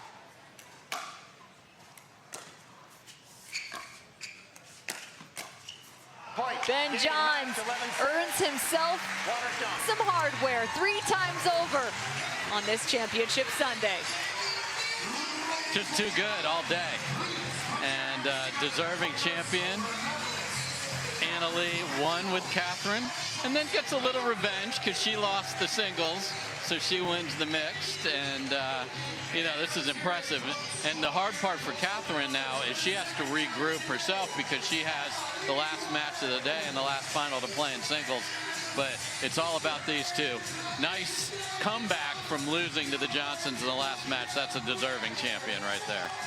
A smiling champion and a Triple Crown winner. Ben Johns is all smiles there alongside Anna Leigh Waters. They'll talk with Cameron Blackwood after this short break. Welcome back. I'm Cameron Blackwood here with our winners, Anna Leigh Waters and Ben Johns. Ben Johns, Triple Crown winner today. Congratulations. I don't know if people know this, but your guys' record is 63-2 now. So amazing job here. But a lot of people want to know, how often do you guys actually train together before stepping out on court? You know, we don't actually get to train together that much. We pretty much just play together at tournaments, but we play like 20-some a year. So I think that's a good amount to get a lot of practice in, and she's just so easy to play with. She's absolutely incredible. Just one-way traffic with Baby Waters, so it's just a pleasure to play with her. And Anna Leigh, you are creating so many opportunities on the other side with those gaps on the other side.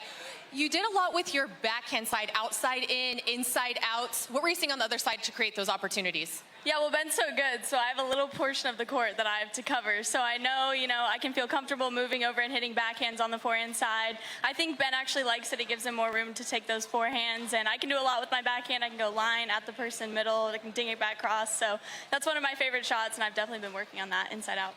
You guys did just that. We're going to have Connor Ogden from the PPA Tour come over here and give you guys the trophy on behalf of the Red Clay Hot Sauce, our title sponsor. Ben, congratulations on a Triple Crown. And Anna Leigh and Ben, both of you, congrats on your championship. And so on behalf of the PPA Tour and Red Clay Hot Sauce, we present you this trophy. Congrats. Congratulations, you guys. Don't go anywhere. We'll be right back with our last women's singles. Those game scores were 11-7, 11-9. Game one. Leah time Jansen in, will get 0-0. us started here for the Women's Pro Singles Championship match.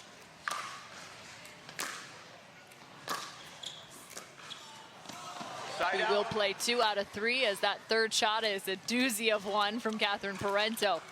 Yeah, really nice on the run. I don't know if Elise Jones is still in the house, but she was a big factor in Leah Jansen getting through against Salome Davidze, just having that positive support on her side. Catherine Parenteau with a backhand winner and the first point on the board. Yeah, and Parenteau comes in here having played. She's fit. She's in good shape. So that's an advantage to have been on the court. Jansen doesn't know when her match is going to start because she's 5th on, so she's got to work her way into this. Point. No, you make a great point. Catherine definitely in rhythm here, having played now in her 3rd final on this Sunday. 2-0.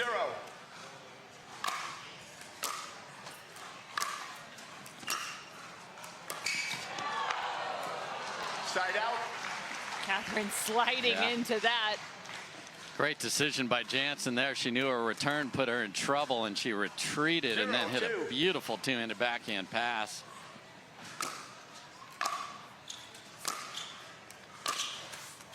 Point. That's all Jansen. set up by a great serve. Excuse me, Cameron. Oh, that no, was you're really good. good. Spot on. Jansen now with her first point. 2 versus 4 seed. 1-2.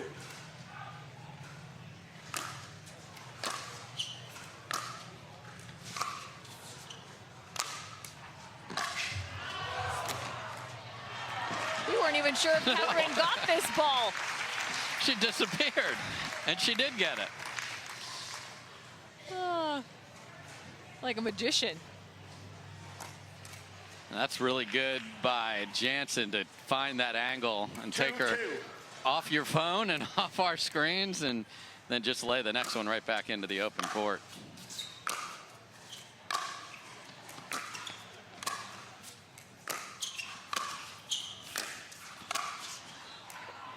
Ball out of bounds, seeing Leah Jansen for the first time on this Sunday. She's 30 years old, now residing in Austin, Texas. She turned pro back in 2021. 3-2.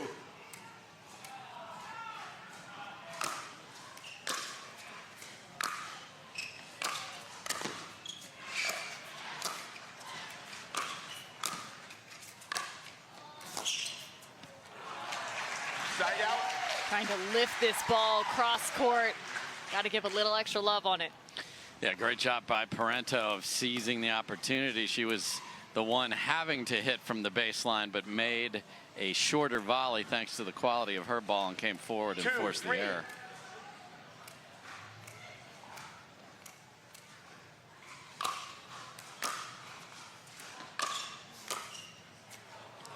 Oh, Mr. Shick is in the house. I was going to say, we learned something from Collin. Nice little drop volley there from Leah Jansen. Originally out of Spokane, Washington. Pacific Northwesterner. 3-2. Catherine Parenteau out of Montreal, Canada.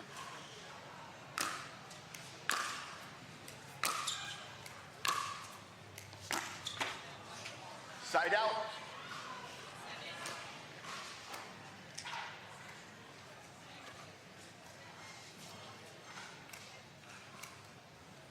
Two, three.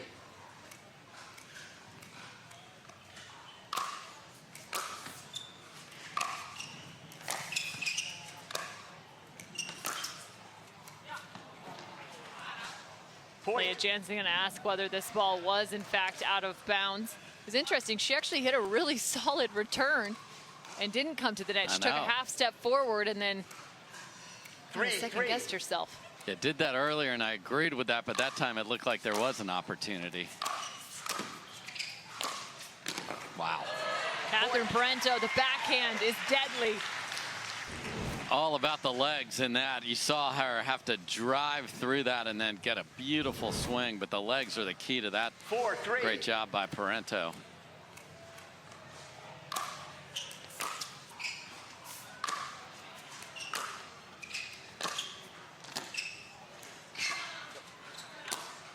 didn't see. Another ball called just out of bounds that Leah will question. She either challenged it or called timeout. The ball was out. I have 5-3. That on now. Yes. Feeling that. Leah's appealing. Okay. I've got 5-3. So I believe this could be getting challenged right now, as there's just a little bit of conversation on the court between Leah and our official. We have a challenge on the out call. The out call puts us at 5-2. We'll That is correct. So a challenge on the out call from Catherine Parenteau. In terms of our bronze medalists, here's a look at it. Salome Davidze taking home the bronze here.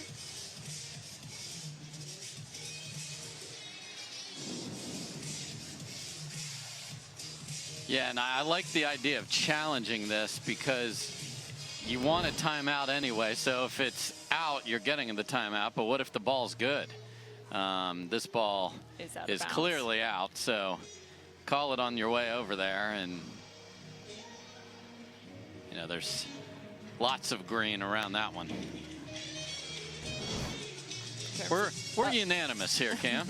In terms of the path for these two, Catherine Parenteau took down Annalie Waters in the semifinal to get to this point. Leah Jansen took down Salome Davidze, and 3 games played, 11-5, 3-11, 11-7. Leah Jansen also had to face off against her women's doubles partner in the quarters, Elise Jones. Yeah, that was unbelievable. They played a great match. Jones is sent to the back draw. After video review, Hold for the call here. Stands, the ball was out. A challenge is lost and a timeout is lost. We'll resume play. Ms. Parenteau serving 5-3. 1 timeout, 2 timeouts.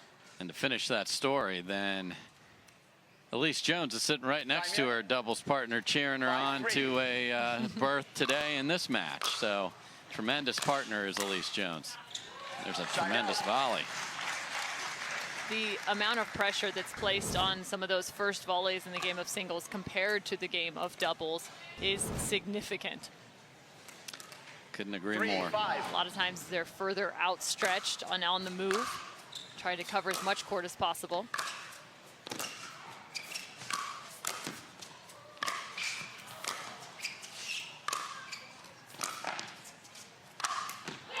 Catherine Parenteau with a massive overhead, but some great contacts in about that mid-court range. Yeah, you talk about covering court as you did a second ago. You're like, how can 20 feet be this much? But it just is. And really good job by Parenteau of making it difficult for Jansen at the kitchen line. Nice return from Leah Jansen.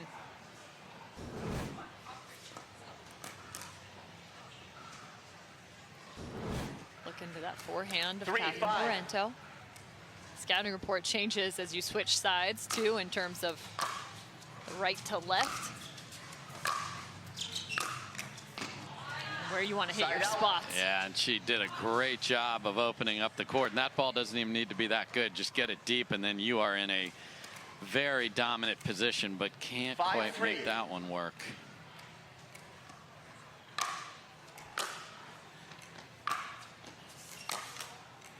Point. Nice teardrop third there from Parenteau. We saw that all day long in both of her doubles matches as well. 6-3.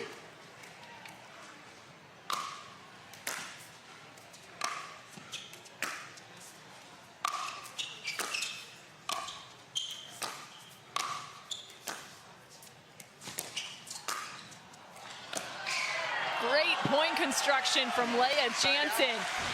So tough from the baseline to then get herself to the kitchen.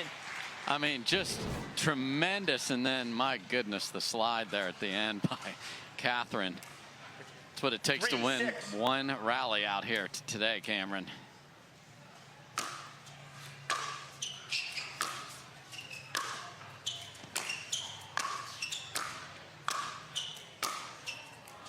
Also a little bit of a length discrepancy between these two, as Leah Jansen sits at about 5'10", Catherine Parenteau 5'5".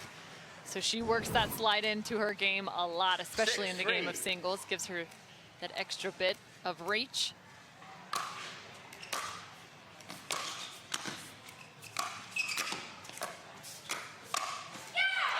Catherine Parenteau, the graduate of Michigan State University, where she was a standout tennis player turned pickleball player, thanks to Simone Jardim.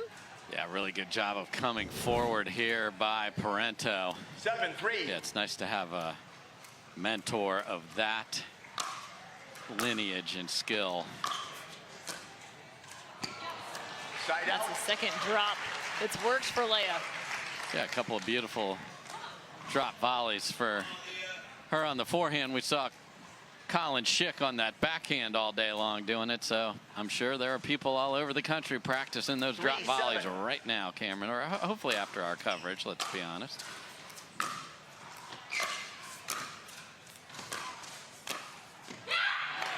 Catherine really on the move here. Gotta love the way that Leah Jansen staying tough, though, up at the kitchen line. Yeah, great job by Leah of not getting away from where she was. She took 2 steps over, but didn't give up the backside there. Really smart footwork. 4-7.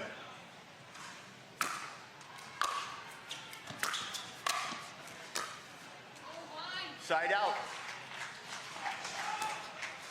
It's tough. She keeps trying to bring that ball cross court on the backhand side. She had been trying with the two-handed roll, but that time she works a little bit more with the slice.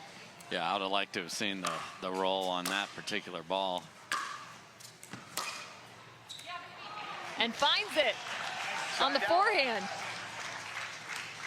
Yeah, Parenteau frustrated with herself there. I think she might have had a look at that, but that just so perfectly shaped, Cameron. Just 4-7. right in the corner. Oh. Call was out. And Catherine just stops on this one. Side out. Oh, actually, she's calling the ball out of bounds. Excuse me. Yeah, didn't hit through this one. Hit Ball out of bounds. Yeah. Good call. 7-4. Sometimes you can do that swinging topspin. You get too much of the topspin and roll it out instead of down. Leah Jansen, great volley right there. Beautiful touch. Yeah, because what's Parenteau going to do even when she gets there? It is so shallow to the net. There's nowhere to go with that. That's terrific. 4-7.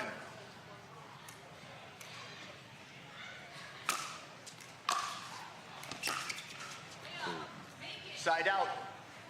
Catherine Parenteau returns to the other side. She had been looking to the backhand. Yeah, and it's okay to have a pattern if somebody has a definite advantage on one side, but keeping them honest on that is a good way to mix it up. From the middle. And she's giving plenty of shape over the height of the net. Yes. She's finding inside the baseline. It's that ball right there that Parenteau didn't get either deep enough or wide enough into the court.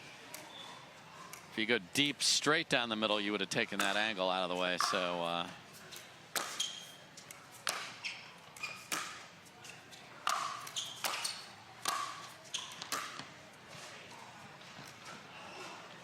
Side out.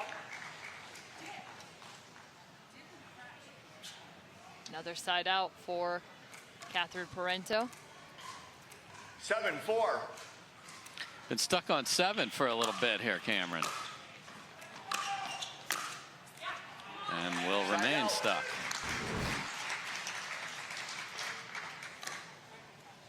And that's what Leah makes. You have to hit a precise third, or she is so good at putting that first up volley away. Good look at the official ball. 4-7. PPA, the Onyx Durafast 40.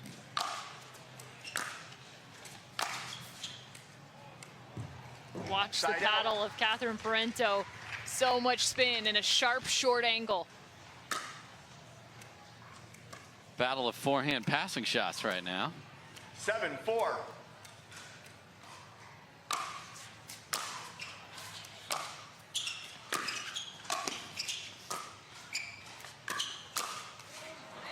Point. Just enough of a hold from Catherine.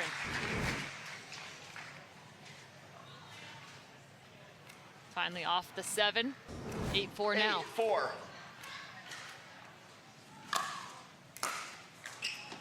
Point. Timeout receiver. You can see the whip. Watch how Catherine goes after these serves. It's paying dividends. So Catherine Parenteau and Leah Jansen gonna try and slow things down on the side of Jansen. But let's take a look at the shake and bake from these two. Maybe looking to play together.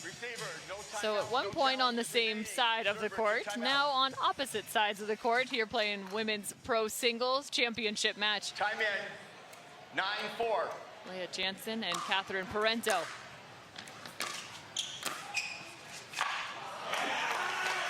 Side out.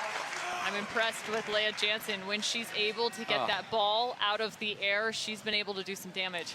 To get that particular volley from below the net to the depth she was there, that's ridiculous. That's a great shot. 4-9.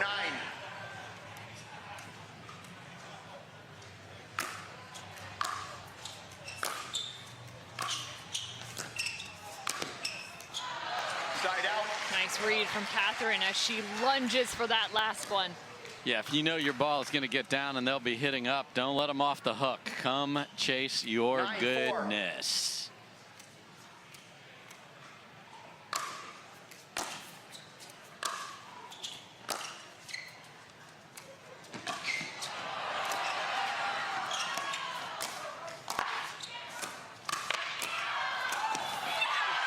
The last inch of the paddle is Catherine Parenteau's friend.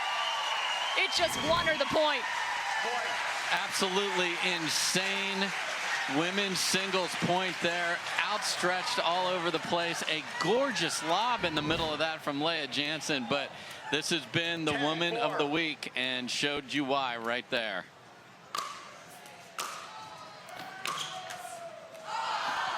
Oh man, that's not the way you want to finish game number 1.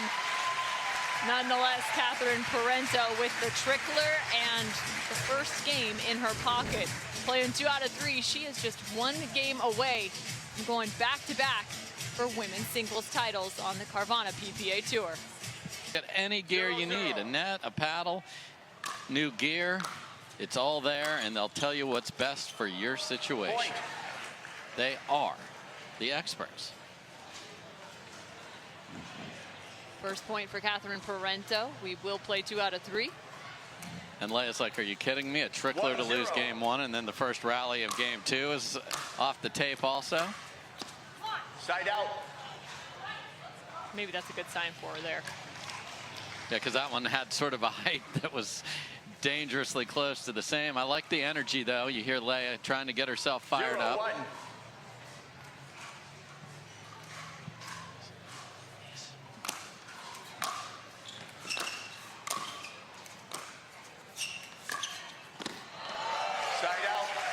Just high enough off the bounce. Catherine Parenteau taking a half step back.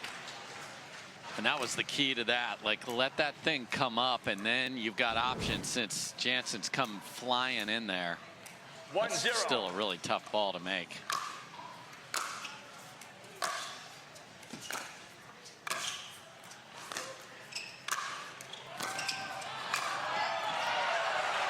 Leia with a ton of hustle on that point, but following the ball is Catherine Parenteau. Yeah, when you see Parenteau swing like that and then you're still able to get it, that's impressive, but still in total command at the kitchen line. 2-0.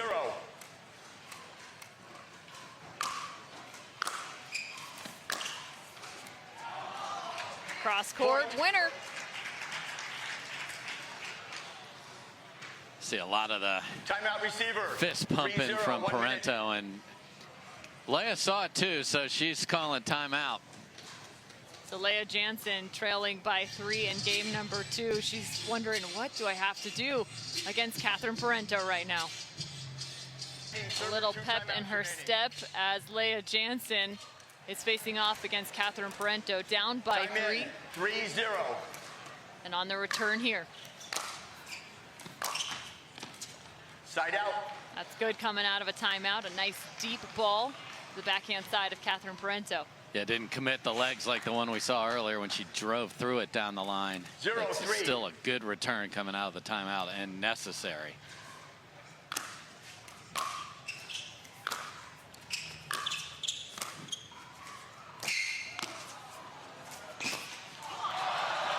Catherine looks in front of her saying, oh, I had so much space. And that she did. Because that track down was incredible. Leah Jansen now on the board, 1-3. Side out.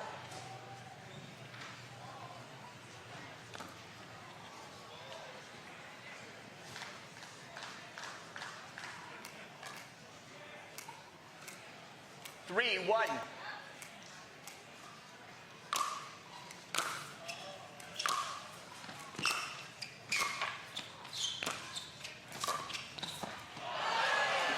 And again, Leah Jansen had a really nice return there and chose not to come in. She returned deep middle. Yep, and then she got herself in trouble, and this is just such a nice little half volley winner. That is, that's just a nice play from Catherine Parenteau. And another, she pairs it. Hitting the edges very well right now is Catherine Parenteau. Yeah, Leah sort of looked over at the referee like, was that really in? And the answer was, oh, yes, it was. 5-1. Inside out over there. That was really good. Point. We are in a dangerous spot Timeout right here. receiver, Up a game, 6-1. Yeah. And again, so after the initial timeout, 0-3, Catherine Parenteau adds a few more onto her score, 3 additional as she's now up 6-1. Again, this just being our final championship on this Carvana PPA Tour. 5th stop, the red clay. Hot Sauce Florida Open. No challenges remaining. Some Server, fancy timeout. sketchers on the feet of Catherine Parenteau. Our camera crew doing a nice job tracking those feet. Time They even in. say CP on them. 6-1. Right on the tongue there. She's special.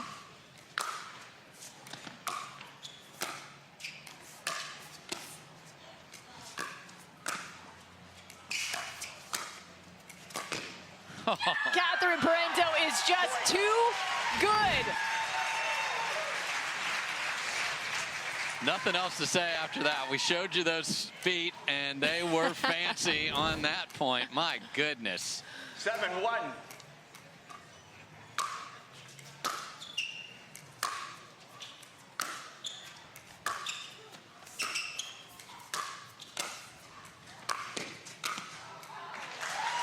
Digging down deep, Catherine Parenteau, Leah Jansen just laying that one back into the court. Yeah, enough is what Leah said there. So got to go now. Got to get aggressive, get to that net, and make her make shots. 1-7.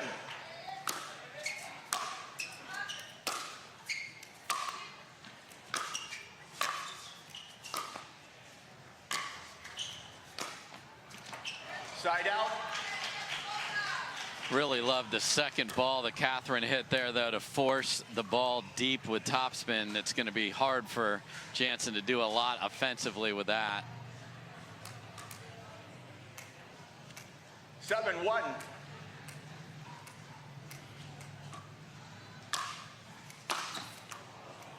Point.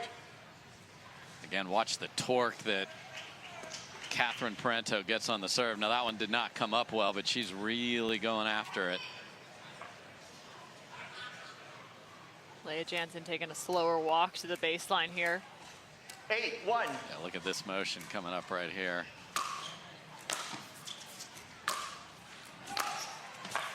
Point. Make it 9-1 for Catherine Parenteau. Serves paying big dividends here. 9-1.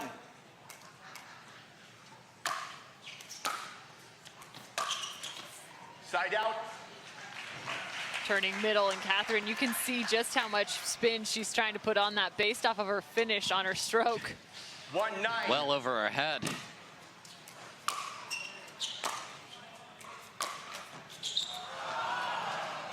Another trickler for Catherine.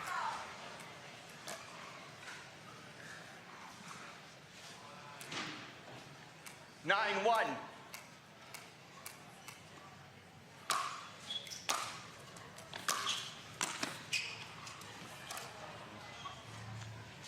That volley just long off of Leah Jansen's paddle. Point. Sorry, thank you. Point. So 10-1. Catherine Parenteau looking for her second gold.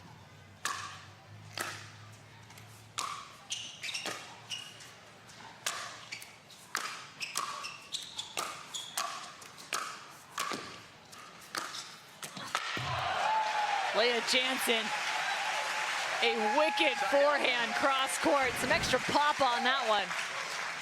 Impressive fight at match point down and in such a big hole to be able to dig out that point. That's really good from Jansen. 110.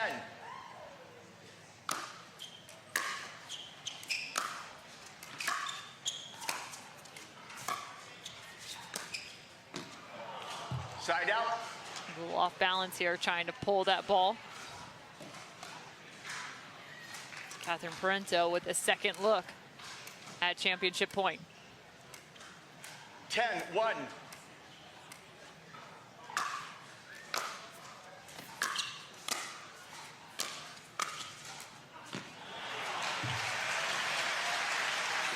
Another solid angle on the volley, Leah Jansen. Yeah, she has that short angled cut volley on the backhand that's better than anybody's on the women's side.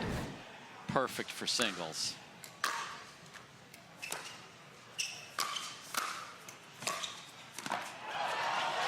Side out. Again, Catherine, just enough over the top of the net. Look at the amount of clearance on this. 10-1. Couple millimeters.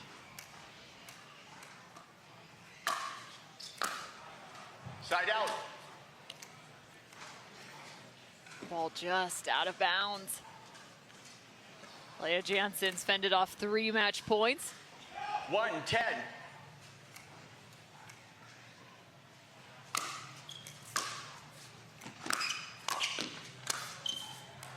.210 now.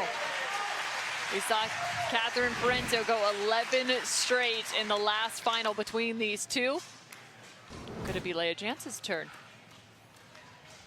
We've seen it between these two, as you said. So that's one.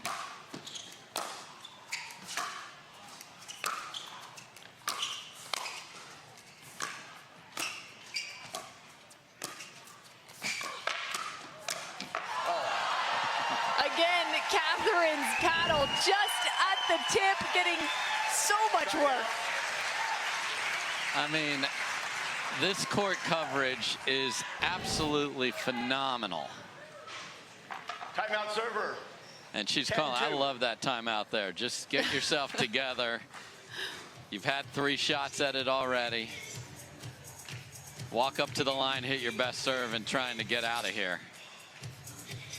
Yeah, so with another opportunity at championship point, Catherine Parenteau trying to slow things down just enough, catch her breath. She had a missed serve on one of those. That's going to be area 1 to focus on. Getting the ball in the court. Where might she look to find that third?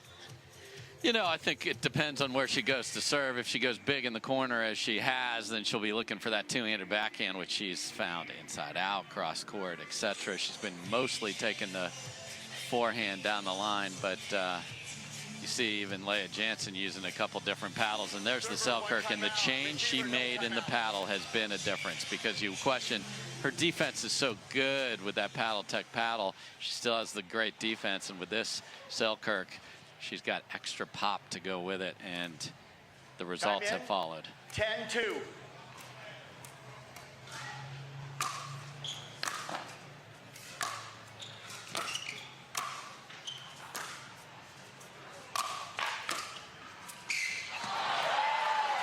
And again, Leah Jansen showing some grit right here.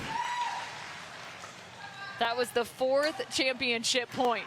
Yeah, and on the overhead, Parenteau just couldn't find enough of an angle. 2-10. Great job by Jansen, fighting to the end, whenever that is.